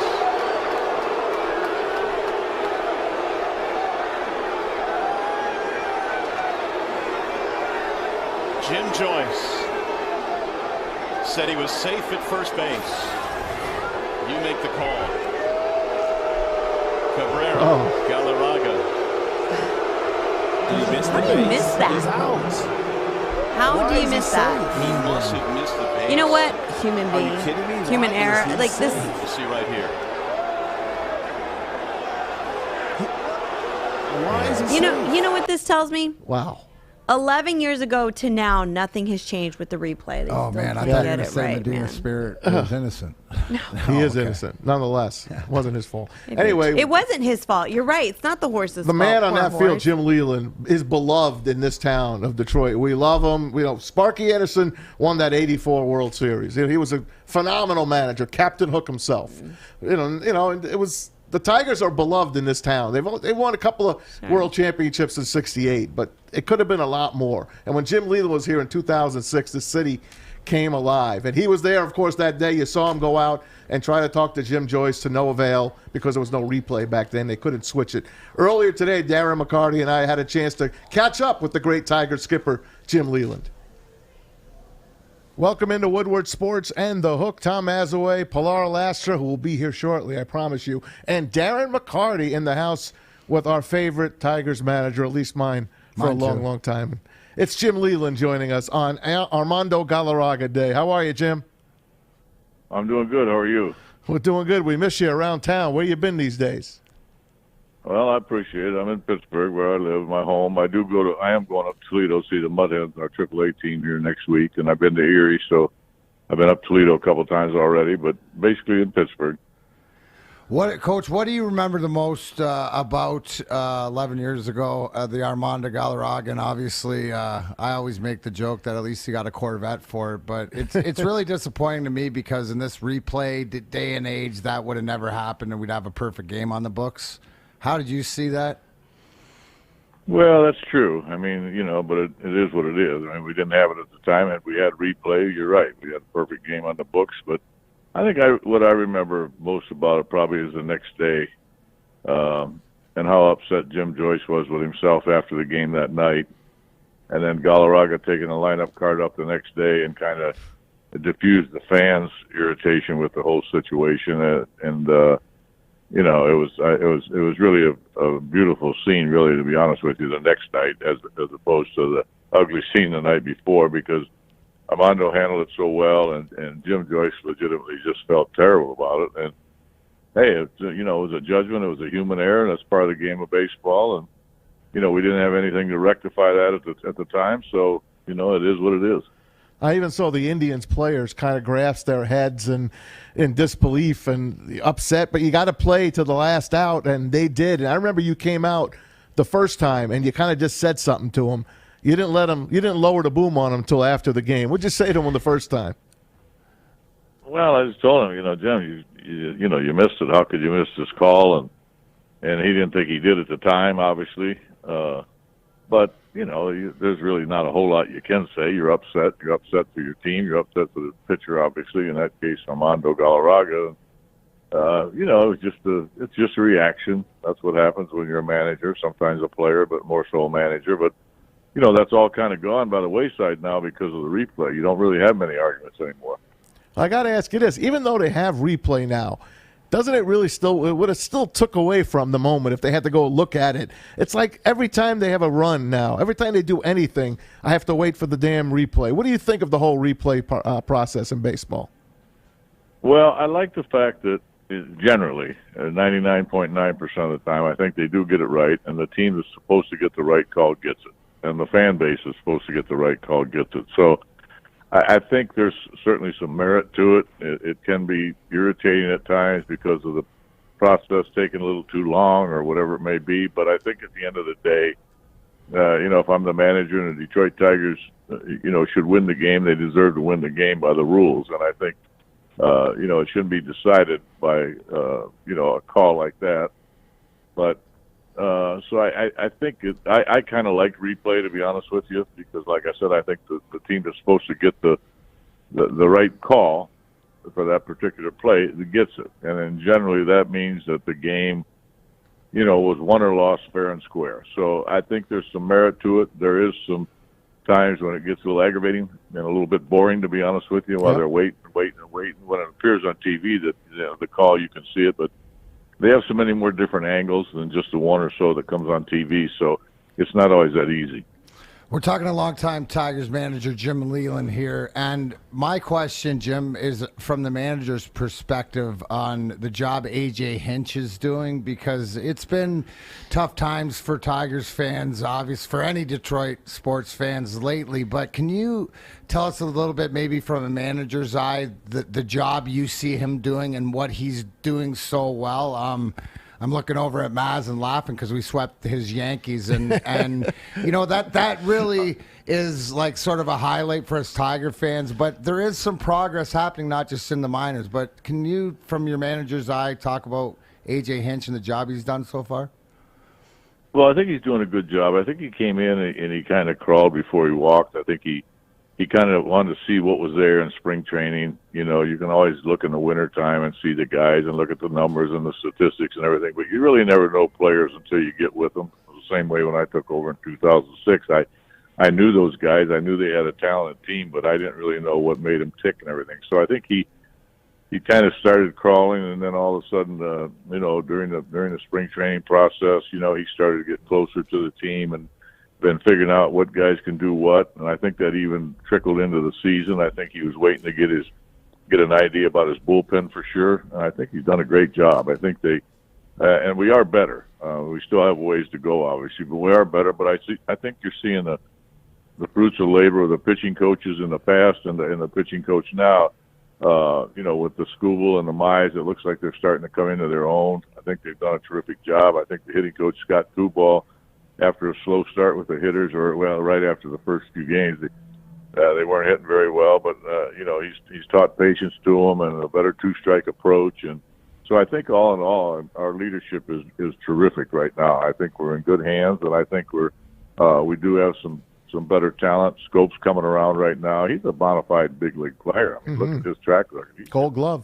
So yeah, I think they're really doing a good job, and I think they're buying into AJ's winning philosophy and what it takes to win. I think he's firm enough, but yet he understands the game and understands people very well. So I think we're in good hands. I think things are looking up. We have a ways to go, but if that pitching continues to click, our pitching's been pretty good, and now the bullpen's coming around. Funkhauser, who had kind of failed in his last times, is really doing good. Holland came back last night, struck out quite a few guys in 2 innings, so on 95. So I think they got some things figured out. It took them a while to get their bullpen in sync, but right now they look like they're, all systems go. You think Michael Fulmer is a closer to be? Well, I think he can be. I think the only thing you ever worry about, is how many games can you close in a row? I mean, you got to be able to close a couple in a row for sure. Sometimes 3 days in a row, you got to be able to use your closers as long as it's not overtaxed. But if his health holds up, and it looks like it will, the knee and everything, he's had some surgeries, and if that holds up, I think that that he's got a chance to be an outstanding closer. The one thing is always, how long can a guy do it? How many times can he do it? And I think he's definitely got a chance to do it. And I still really like Soto. He's been kind of up and down, but you got a left-hander throwing 98, 99 miles an hour. That's almost in the Chapman category. So I think they're getting a lot better toward the tail end of the bullpen, and I think if they can get a little more consistency out of Cisnero, I think they got a chance to have a real good late-inning bullpen. That team of yours back in 06 to 14, I know you left in 13, but That was a hell of a run for this team, and it was probably the best run by any Tigers team. If you can look back in history, they've been to the playoffs 9 times since World War II, and you guys went the most. But I still can't shake that Sunday night off in Fenway Park with that stinking David Ortiz up at the plate. What a phenomenal team. And I'm not meaning to bring it down or whatever, but do you still have nightmares about that night? No, I don't have nightmares. It is what it is. I had a chance to go with Coke or my best reliever, Joaquin Benoit. Well, my best reliever, just like John Farrell did in that series. He used his closer for 5 or 6 outs, and I just felt like he was our best late-inning pitcher, and he threw the pitch he wanted to throw. He just didn't get it where he wanted to, and that was a backbreaker. There's no question about it. I thought that was probably actually our best team. Yes. I think, in 2013. Yes. But I do remind people of this. I think, when we went to Boston, we said, we got to come out of here with a split. Well, we still did come out with a split, even though we blew that game, the second game. So I thought that was a killer. Don't get me wrong, but I think the icing on the cake was really we came back home 1-1, and we got beat 1-0. We didn't score a run in the Verlander game, and that was Lester, right? Wasn't that Lester? That was Lester. Yeah. No, that was Lackey, I think. Oh, Lackey, yeah. That guy was playoff tough, man. Yeah, I think it was Lackey, and he beat us 1-0. Napoli hit a home run. It was the only run they got, and we didn't score any runs, and that was really the game that I thought killed us. Skip, I just came into my head to ask you this because you are in Pittsburgh, so it brought up the Javi Baez, the Cubs-Pirates play the other day. Have you ever seen anything like that in baseball where there's 2 outs and guy from the first baseman tries to run him back and all that stuff? Have you ever seen anything, maybe not even in Little League ball, but was that amazing even to you? No, I have seen that before. I have seen a guy run back towards home plate. Now, I haven't seen the results that came about. But I have seen guys backpedal toward home plate, and the guy ends up tagging him, or they go tag first base. But I think everybody missed the point on that play, in my opinion. First of all, I was embarrassed for the kid. I feel bad. Of course, people were on him, and I think it was just, it just didn't need to happen. He made a mistake, yes, but I think the mistake that was made was, and a lot of people don't know this either, not just the player. What happened was he didn't know the rule, is what happened, and neither did a lot of people. I think when he got him going back so far and close to home plate, when he saw the runner coming in to slide in home plate, he panicked and flipped the ball to the catcher thinking they were going to score a run. Well, that run would not have counted. Right. Had he tagged that runner or just gone to tag first base. That run still would not have counted. So I think he panicked because I think he didn't know the rule, and I think he thought the run would have counted, and I think that's the thing that ended up botching the whole play up. Man, before we let you go, that hits it right on the head. That's a great point. That hits it right on the head. That I don't think anybody brought to attention. And so coming straight from Jim Leyland, that's pretty good. No, that's phenomenal. Thank you. Last thing, Jim. 2006, I think, to me, one of the greatest days in Detroit sports history was Maglio Ordonez's walk-off home run and the celebration and the way this town, it was just all navy blue and orange. I mean, that day, I still get the chills from that day. Take us back to that day. Well, I'll take you back a step further. I think what was amazing was we blew the division, and we ended up getting the wild card. We literally blew the division. We should have won the division. I think we had a 6-0 lead in that one game, and we let it get away. And then we lose the first game of the playoffs as a wild card team, and I think everybody just kind of wrote us off. And a lot of people forget that after losing that first game of the playoffs, we won 7 straight postseason games. We swept the Yankees from there on out. We beat them 3 straight, and then we beat Oakland 4 straight. So, that was just a climatic end of an unbelievable season, a great season. And you're right. I mean, that stadium in Detroit that day at Comerica Park when Maglio hit the home run was probably one of the greatest moments of my life, and I'm sure it was a lot of Detroit fans. Yep. So, that goes down. That's right up there at the top of my list. So it was quite a day. It was, Jim. We really appreciate you coming on. Thank you very much, Skip. Armando Galarraga, do you get a chance to talk to him anymore? No, I haven't talked to him anymore. I hope he's still driving that Corvette they gave him. I'm sure he is, and we appreciate you. All right, well, great talking to you guys. Thank you very right, much. thanks. Jim Leyland, man. Love He's him. the best. Second to none, that guy. Second to none. And you know what? It's a good thing he's got the memory, because the poor guy, you just nail him down. You get him in a corner, yeah, and he'd be telling you stories for days. I didn't even get a chance to even talk. I know you didn't. We had to be respectful of the man's time. I didn't get a chance to even talk Medina Spirit with him, because this guy is a big horse player. Loves the horses. Well, I used to see him at Hazel Park in Northville Downs. Him and who's his bench coach? Gene Lamont. And yeah, I used to run into him at Greektown all the time. Yeah. Well, he loved the Wheel of Fortune slots. Hey, thanks to Jim Leyland for joining us on Armando Galarraga Day. We'll be back with more on The Hook on Woodward Sports Network. Man. Hey, it's Joey from Woodward Sports at my favorite downtown Fenton, Bridge Street Exchange. Let's go check out their beautiful store. You know we love Michigan summers. Got to turn up on the lake. Pre-made mixed drinks. They even got their own beautiful Bridge Street Exchange t-shirts. I got mine on. Jewelry, they got you here. I got mine on. Titanium Buzz.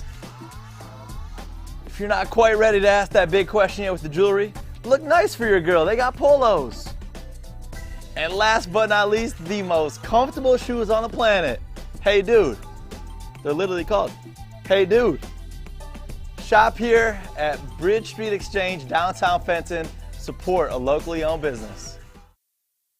Look at guys, when you give somebody the responsible items like me, look what I got. This is the Coast giveaway, the knives, the lights. Look at this stuff. Shining and shining, and this could be yours. We're going to get a giveaway going. The boys are thinking one up. I will let it go today, but look at all these nice items from CoastPortland.com since 1919. Coast has pursued one mission to make the working professional's job safer and life easier. Today, Coast lights are a favorite among tradesmen and women, outdoor enthusiasts, DIYers, first responders, and more. Visit CoastPortland.com and use code WSN20 for 20% off your purchase. They stand by the products, backed up by lifetime warranty. Buy for your whole crew. Sign up for the Coast Crew. And this week, tomorrow, I got the boys on it. We're going to figure out, we got some giveaways straight to you online. You can order this stuff with some codes. We'll get back to you. But until then, check out CoastPortland.com. Again, WSN20 for 20% off. Thank you for your support, Coast. And thank you. That's not a knife. This is a knife. This is breaking news with Tom Mazawey. Whoa, welcome back to The Hook on sweet. Woodward Sports Network. I mean, we are just moving on up Walter around Cronkite. here. Was that Walter That Cronkite was Jr.? Yeah. Amazing. About that. Oh, should I have done the actual? We interrupt this. What is it? Oh, we interrupt this. I can't This think program. Of it. Yeah, we interrupt this program for breaking news, and then they do the breaking news sounder. What was that sound again? On Maz. I don't know. Bloop, bloop, bloop, There it bloop, is. bloop, bloop. Right now. Yes. Thank you. All right, so yes, we do have some breaking news that was just released about Medina Spirit. Tom, what do you have for us? Well, it's about his trainer, Bob Baffert. The cowards at Churchill Downs, following confirmation of the presence of bethomethazone, that's the prohibited race day substance, that little steroid that they say. It's in Medina Spirit's bloodstream on the day of the Derby. Churchill Downs Incorporated has suspended trainer Bob Baffert for 2 years. So he will not be allowed to enter a horse in the Derby for the next 2 years unless these guys come to their senses and realize that they're making a mistake. So that so- prohibits him from racing there, but allows him to race in other parts of the country. Unless other places. I'm sure other places New York are right gonna- now has him suspended temporarily, the NYRA and New York Racing Association. I'm sure Baltimore, Maryland, where they have Pimlico, where the Preakness runs, we'll see how they do. And then whatever track the Breeders' Cup is run, I think they're running Lexington this year, if I'm not mistaken. Keeneland, if I'm not mistaken about the Breeders' Cup. Who knows what they're going to do with Bob What do you Baffert. think that they're going to do? I think they all come down hard on him. And I know what you resets the think. Reset, right? Because I know what you it's the think, but martyr. what because there's no governing body. And I threw it out there on Twitter after I read this, and I said horse racing needs a commissioner now more than ever. And one of our Twitter friends wrote back, how about Jim Rome? Jim Rome's huge in horse racing, owns a bunch of horses. I wouldn't mind having Jim Rome run the whole thing, but we need someone. We need somebody to take this, because you can't just make rules up, depending on where you live. I mean, give me a break. This is not good. You need somebody who you know cares. what the rules are. About who has an I don't want anything to happen to the horses. For sure. Listen to me. I cried my eyes out when Ruffian died in 1972. She broke down running against Foolish Pleasure on a match race. I loved her. It was a filly against the guy, the Derby winner against the Kentucky Oaks winner. She was an awesome horse, and she ran as much as she could. She had her leg broke, still trying to run on it. And when a horse breaks its leg, they can't save it 99% of the time. Look what happened with Barbaro a few years ago. Right. It breaks I still can't get it out of my head. I'll never get that sight out of my head. There's a bunch of horses that I'm in love with that break down. It kills me. I want the horses to be safe. Of course, I want them to be safe. But I don't know if this is the right thing to do here. So, do you think that the other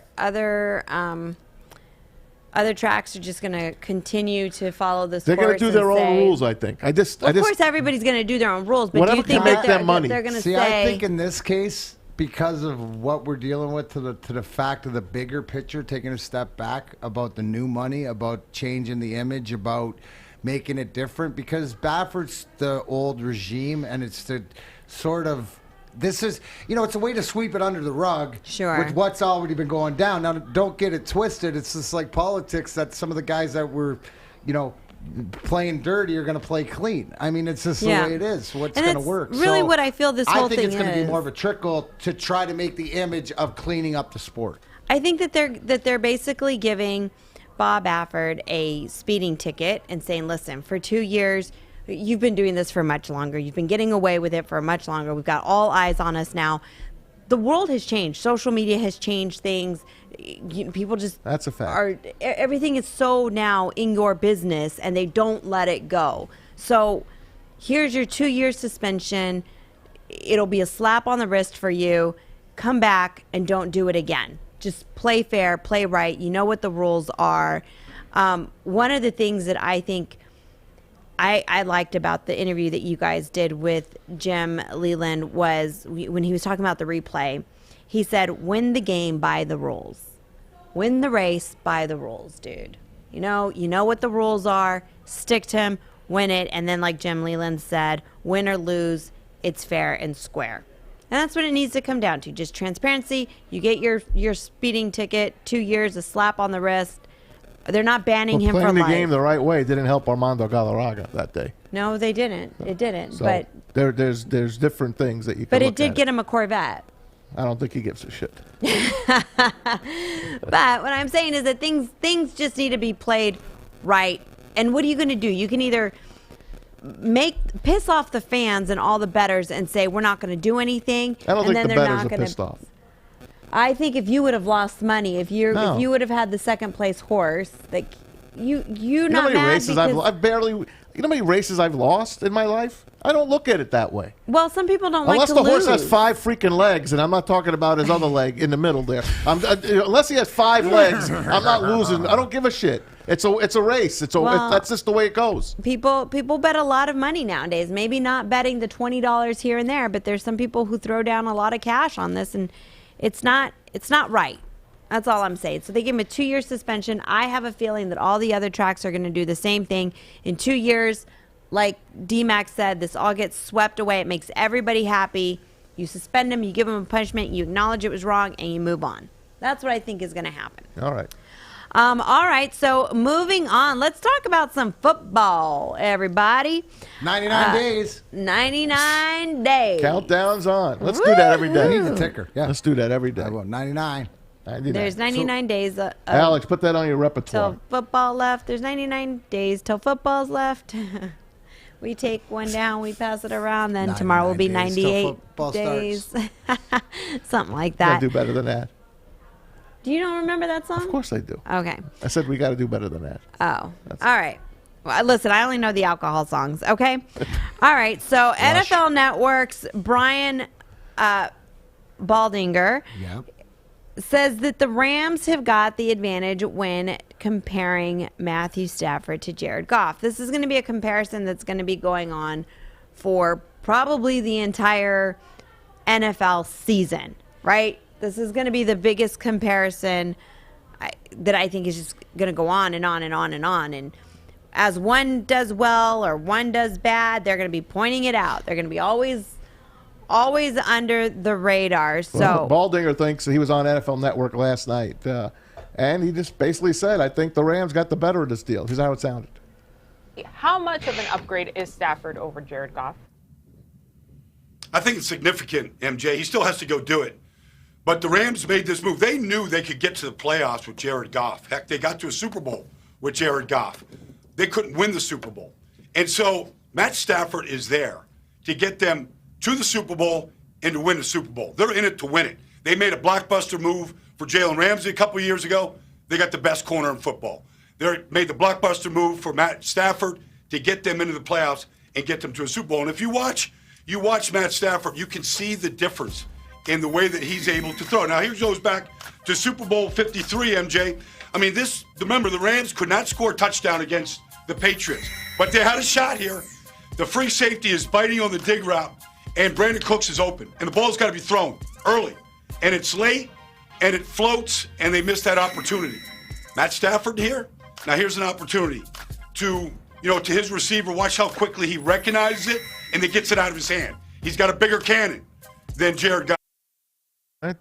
Basically, he's just saying that Goff's arm isn't as strong as Matthew Stafford. Stafford, in that particular game, was quicker. It was against the Arizona Cardinals, and this is a Super Bowl. It's two different animals. You can't. I don't think you can make that type of comparison. Well, we all know that the gunslinger is Matthew Stafford. We all know that. That's a fact. Right. That's the kind of guy he is. He's a guy that's going to be.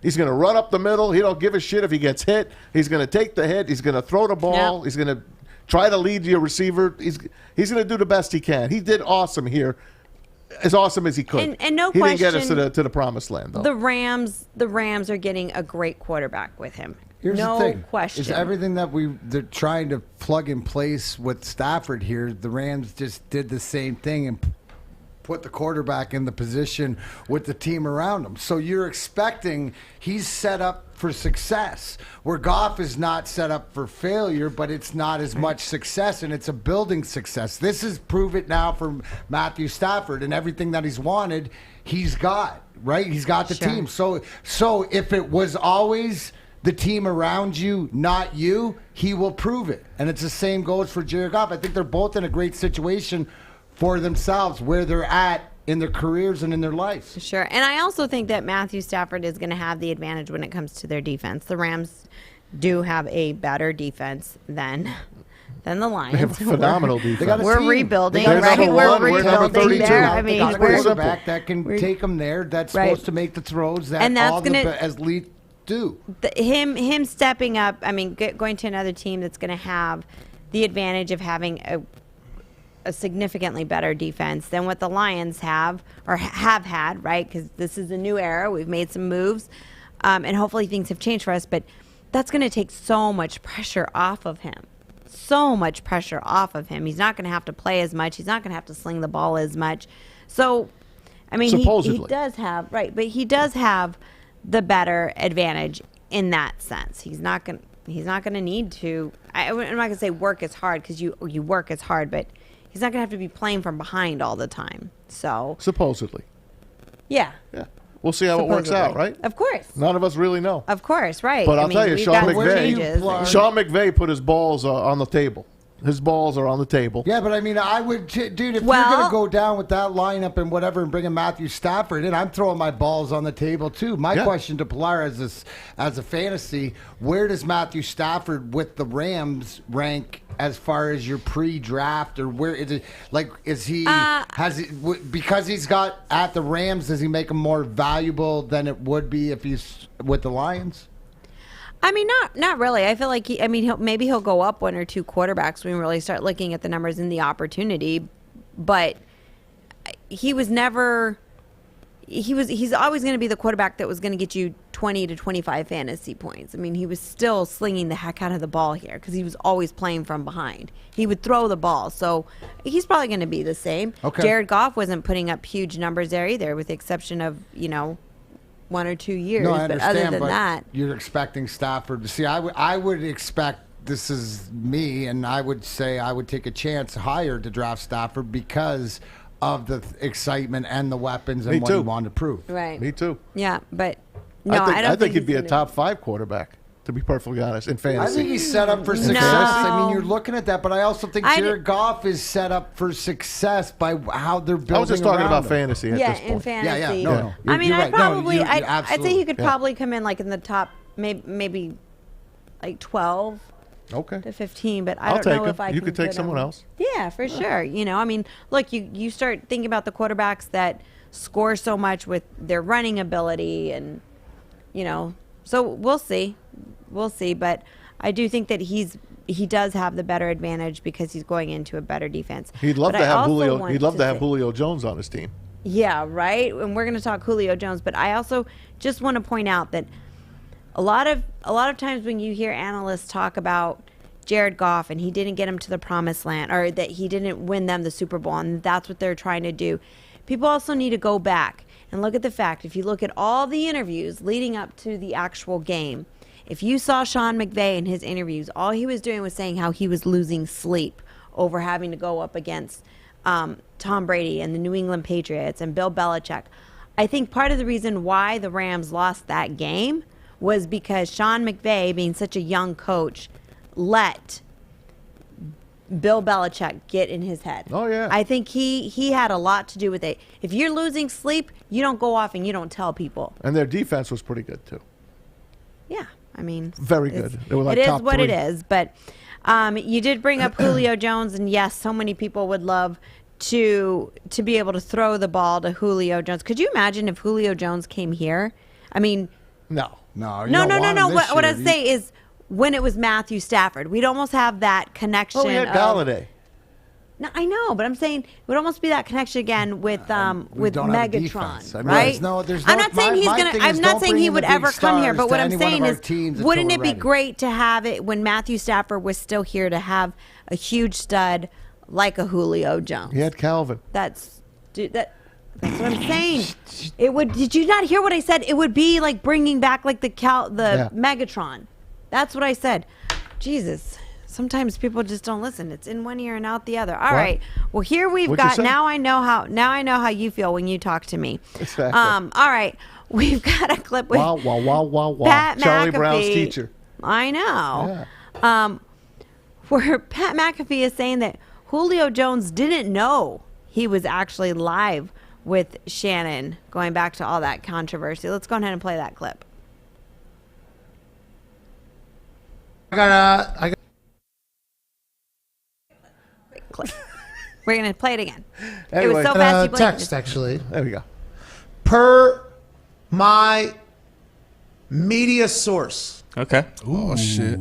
because they had heard a conversation we had earlier about the Julio Shannon Sharp thing. Sure. They did not know. Fox, Julio, nobody knew that was happening. And that is why we have seen the actions out of Fox that we have seen with the content since it happened. It has not been reposted. It ended abruptly. There was no follow-up questions. There was nothing on Fox. Everybody else has talked about it. They have not. So what does that mean in the grand scheme of things? That is my media source telling me that information. I still hold on a little bit of hope that Julio knew about this whole thing. This is a wild trend to begin with, but whenever Julio has a new team, this will all be forgotten about, but it is. AJ Hawkins smoked a cigar during the show. Why can't I smoke weed during the show? That's bullshit. Whoa. No, He's I'm in his just own saying. house. I was just what went through my head. Anyways, it's tough to. I'm like Pat McAfee. You know, it's one of these things as an athlete. I didn't know. You know, it's plausible deniability for sure, but in the back of his mind, I think he had to have known. And again, it goes back more to, as a former athlete, are you held to the same media regard, or is there a fine line there? You know, it goes down to Maz. It's about relationships, right? It's building relationships. So whether it's ex-teammates or over time you're a media member, you build relationships. You don't get Maz's Rolodex for connections without being Maz. For sure. You know, Absolutely. there is some good to Maz, Pilar. It'll come out at some There's a point. lot of good to Maz. There's a lot of good to Maz. Not shitting on Maz, Woodward. that's the best part of Maz. And right now it's soaking wet. So if you do that, Oh, it's just thanks. going to wash away. Yeah. Thank God. You're But so Maz- environmentally conscious. I love that about you. Maz, are you buying this? You think he didn't know? Yeah, he didn't know. You I think believe he it. didn't? Yeah, I believe it. I think he just talks that way to Shannon Sharp. It's his Uncle Shannon, and he thought he was off the record, basically. And Fox has not said a word, obviously. You heard Nobody what has. McAfee has said. The only people talking about it is us and the rest of the media out And you there. haven't really heard anything how this has impacted anybody Right. negatively. We'll see where he goes, and then we'll get the real story. Yeah. Hopefully he'll go to Seattle, and we'll move on. That would be incredible. I would love to see that. That would change things for fantasy owners. That's for He sure. is 32 and injury prone, too, so we don't know what he's got left. I think he's got a lot left. I think, I'll tell you where I'd really like to see him go is to the 49ers. He had one of probably the best season was when he played with Shanahan being their offensive coordinator in Atlanta. Yeah. I mean, that's where I'd really like to see him go. I'm sure they'd love to have him. Heck yeah. They don't want should make Seattle some to get him. Same Hell division. No. So we'll keep a track on that and see where Julio Jones ends up going. All right, guys. When we come back, it is NHL Draft Lottery Night. We're going to be talking about that with our good friend here, D-Mac. Yeah. So don't go anywhere. Maz got stood up. Somebody's busy in his office. I had to think go it to the stood up. boss's office. Kris Draper was supposed to join us, but he's stuck at the rink, and he said, Mac, it's up to Mac to carry it now. Right. See if he'll do any kind of homework. That's what he wrote me. And also said, he can't help us with the ratings With today. the ratings. Oh, That's my it. goodness. All right. Well, don't go anywhere. You're tuning into The Hook on Woodward Sports Network. Tony is a third-generation logger that has a simple, practical approach to life and work. That's why his Coast DX342 knife is perfect for him. The stainless steel blade is rust-resistant and made for all-weather use. And the double roll-lock safety ensures that it will never inadvertently close when he doesn't want it to. That's why Coast is trusted tough.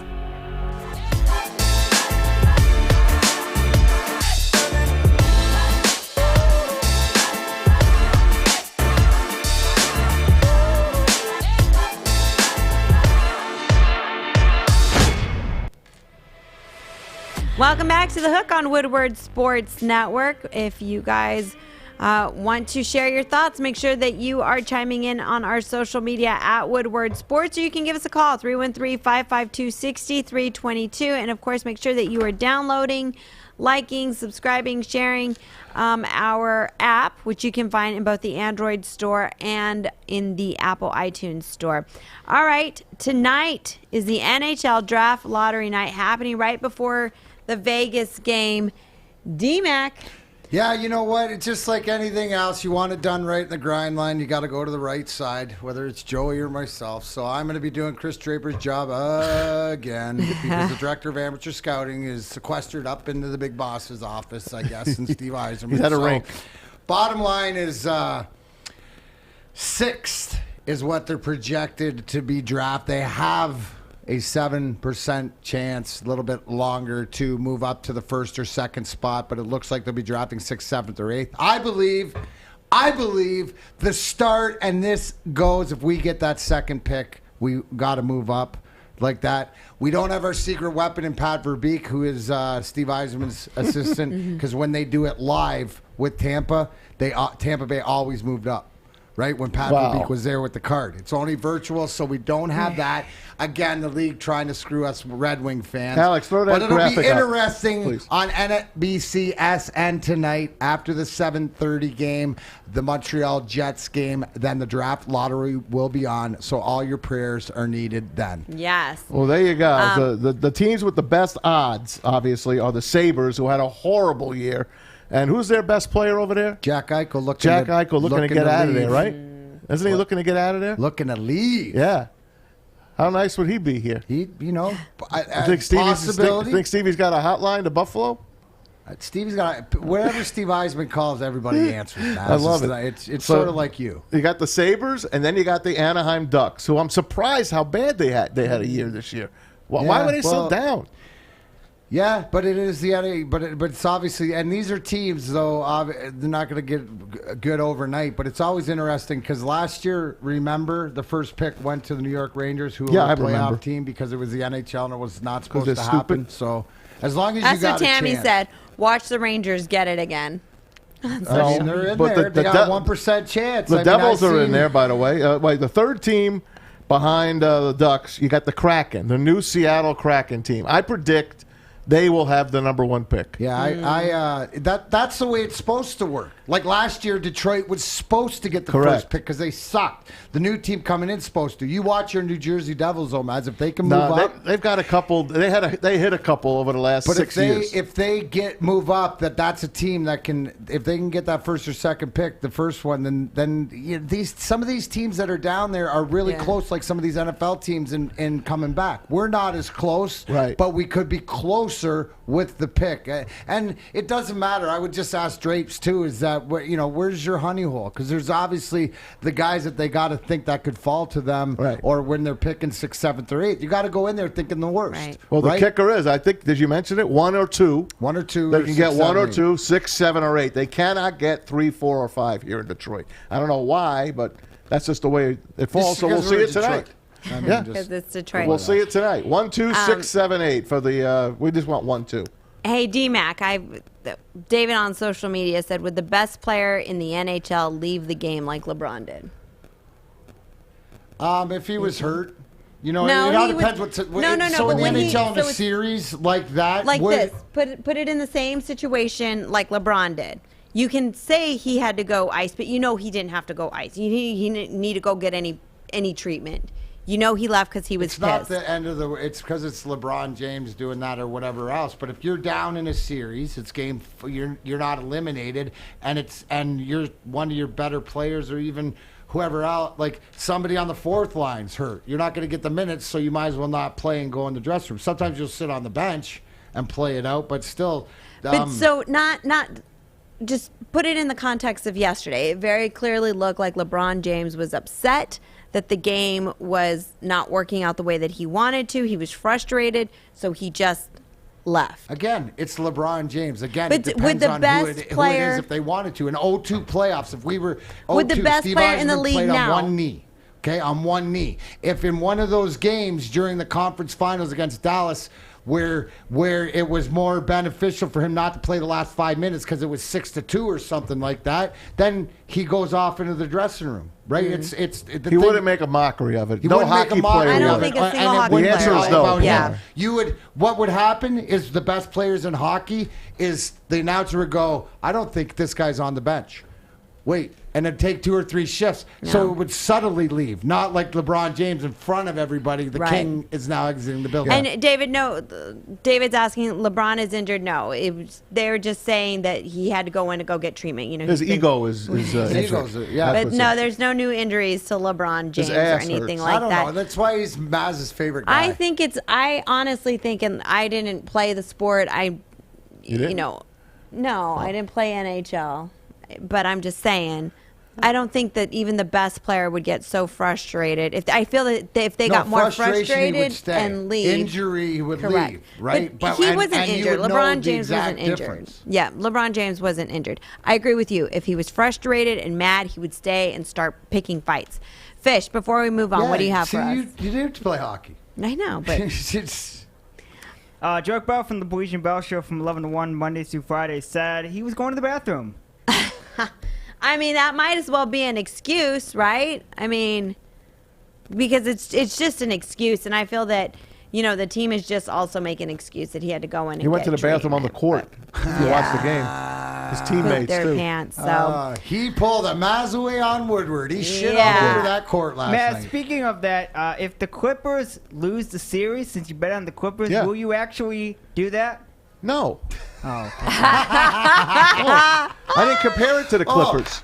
Did you see how No, Fish tried to slide that in at Maz? You promised that if they won, you I should said have it would. All the You stuff said it would be trending I said like that. all the shit Eazy gives Yep. me every day. It's the same crap. MMA, this. Jake Paul, Luke Paul, whatever his name is. Which, by the way, Logan Paul's fighting this weekend. Exactly. Good for him. I hope he, whatever. Anyway, I said if that trends, that's crappy. I could go out and do my business on Woodward. That would trend so as well. would you want good content? No, that's not good content. That's not. You want to watch that? Do you? Somebody would. I asked you. Do you want to watch that? It's one of my friends. Sure. Do you want me to? You want to watch me take a crap on Woodward? Wouldn't have a problem with it. Sure. I mean, it's good content. I love you. It'll make for good ratings. That's all I gotta Listen, say. nothing's private If anymore. you want me to, I will do it. I just want you to know the ratings would be high. Yeah, nothing's private anymore, Tom. I mean, for the sake of getting a like, you I should better not just tell do you it. that. No, I'm not gonna do it, Fish. I am not gonna do it. I mean, you saw George Not Cody with gonna one do chip, it. 50K. Wouldn't Maybe you be can get 75. I'm not Ooh. looking for that. I'm good. He's looking for the like buttons. I'm good. Oh, You you're want not that looking in for the money? like. Is that why? No. Okay. Oh my God. I just like to talk about good things and look All at good right. things. That's all. He That's likes all. to look at good things, he said. All right, so Mr. Skin, exactly.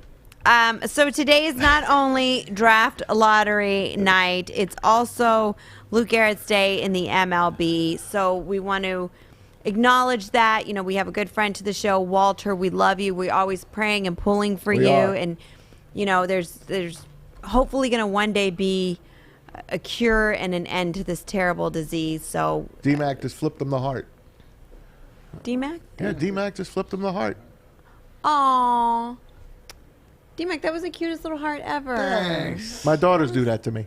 Yeah, so does mine. Hers Yeah. doesn't really look like a heart. It's just kind of like this. She goes like, Look at you criticizing your 2-year-old trying to give you some hearts. I love my 2-year-old's I just- heart. It's the best. It warms my heart. So, so kudos to the MLB as well for Absolutely. acknowledging, It's been a bringing long time coming. awareness. Yeah, bringing Long time awareness to ALS. So, all right, guys.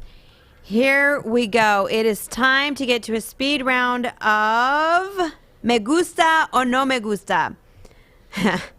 Bob Baffert is Bill Belichick and Medina Spirit is Tom Brady. Me Gusta or No Me Gusta? No freaking Magusta all over this respect. You know, Bob Baffert. Be careful. Bob Baffert's Really? more. He's not Really? Belichick, Medina Spirit. Bella cheat? Really? What? Bella cheat? You don't think he's cheated? I just don't like the fact that see, I look at this and see Tom Brady's his own person. I didn't read it like Well, he's a cheater versus he's a cheater. I so- just think that with this thing, it's a Medina Spirit as Tom Brady will come back. Yes, And be the I great feel- little horse that she is, minus the cruel Bill. Yeah, or I Bob think Baffert, that- hence Bill Belichick. I That's think how that look at Medina it. Spirit can come back and win without Bob Baffert Yes. and prove to everybody that he didn't need any type of, drugs or And anything. in your case, Maz, no, because Brady's guilty along with Belichick. Yes. The horse ain't guilty along yeah, with this is I an know. innocent horse. All right. Agreed. Um, Well, I came up with a question. You know where I stand. Tom Mazawey. Belichick's a cheater. He's been caught millions of times. Brady has as well. So I'll just say yes. Me gusta. Bob Baffert If you're is going to call also Baffert a cheater, then Belichick's a cheater. Okay. They, by the way, they're good friends. Oh, are they? Yes. Okay. Bill Cowher said he don't mind Deflategate or Spygate. He says I'm over it. I understand he did it. He's like the only bad part is he got caught. That's what Bill Cowher said. Well, that's what every So in other words, they're all person cheating. says. They all cheat. They're all They all cheating. do it. Exactly. They all do it. It's That's when why you I get say caught. follow the money. All right, Alex, ¿te gusta o no te gusta? For my first ever, how did you say it, Pilar? Te gusta, no te gusta? Yeah. Okay. But you would just say me gusta. Oh, it's a She Tay, confuses too. us Was it when she Tay or does it May? that way. Is it te or may? How do you say it? You would say Mine me and gusta Tay or is no yours. me gusta. Okay. So I don't like the idea of comparing Tom Brady, the greatest the greatest football player of all time, to a horse. So I'm gonna say no me gusta. There you go. All right, Fish, me Alex, you gusta just o no lost me major gusta? points. Alex, you just got major points over here. Okay, guys, come on. We're up against the clock. I'll go with no Magusa. All right, perfect. All right, guys, now for the fastest. What'd you say?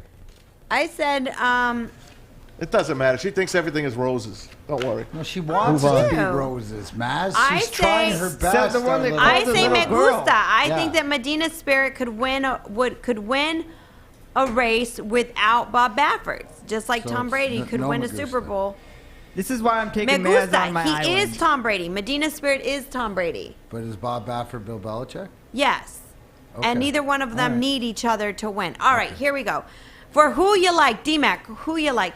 Tom, you make these questions so Take darn it to the interesting. Bazizzle, Jets, and Avs. Bada freaking bing. That's not very gutsy, Two separate D-Mac. bets. Two separate bets. Bada bing. I'm doing basketball tonight. The Knicks give the point. Wizards take the 6. Clippers give the 7.5. Parlay plus 608. All right, Alex, we didn't have you prep for this. Do you have a bet for tonight that you like? Yeah, I looked at the scores real quick. I'll go basketball and hockey. Hockey, give me the Winnipeg Jets, and basketball, I like the New York Knicks tonight. All right, holler. Fish, who we like? We're going to our favorite country, Par. The New Zealand New Zealand Knicks? or Australia? No, we're going to Australia because all the games are down there because of COVID. I'm taking Adelaide over Western Sydney, and you're taking Dragons over Broncos on Thursday Night Football. I love the Dragons tonight, guys. I really, really do. You know what? When I wake up in the morning, I like to slay dragons D-Mac for likes breakfast. Puff the Magic Dragon. I love Well, Puff the Paul, you Magic can Dragon. wake Lives up by and the watch sea. the game. I love it. I love it. Puff All right, the hey. Magic D-Mac Big thanks to lives Pete for by the calling sea. in I wanna see and Ryan with the always. puff there. Hey, Mac, did you know who sang that song? Yeah, I do. I feel like I do too. Not Frank Zappa. Who sang it, Pilar? Who is it? I don't know, but I forgot. Peter, Paul, and Mary. Peter, Paul, Mary. Peter, Yes. Paul, and Mary. Yep. Okay. Bunch of great So big stoners thanks, from back in the day. big thanks to Pete for calling in and giving us great trivia questions. We love that. Huge thanks to Rod Beard 24 for joining pisses. us. We love him. Jim Leyland, awesome to Yeah, have Jim him Leyland. on as well. Love the skip. Big thanks to everybody who tuned in and gave us your support and your love on Great our job social by Alex media. on his own today. Yes. Alex. Ready to take the training wheels off. That's right. He's doing great in that booth, that's for sure. Jeff helping out. Easy, thank you. Yep. Everybody out there.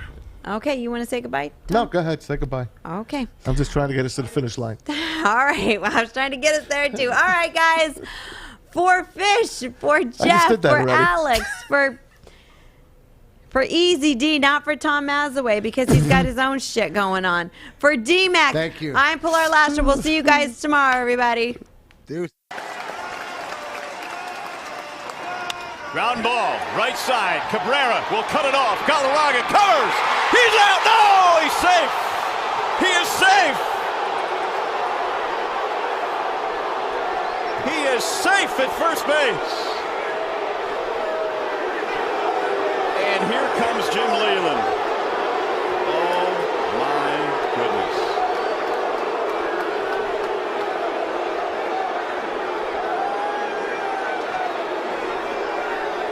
Jim Joyce said he was safe at first base. You make the call. Cabrera, Galarraga. He missed the base. He's out.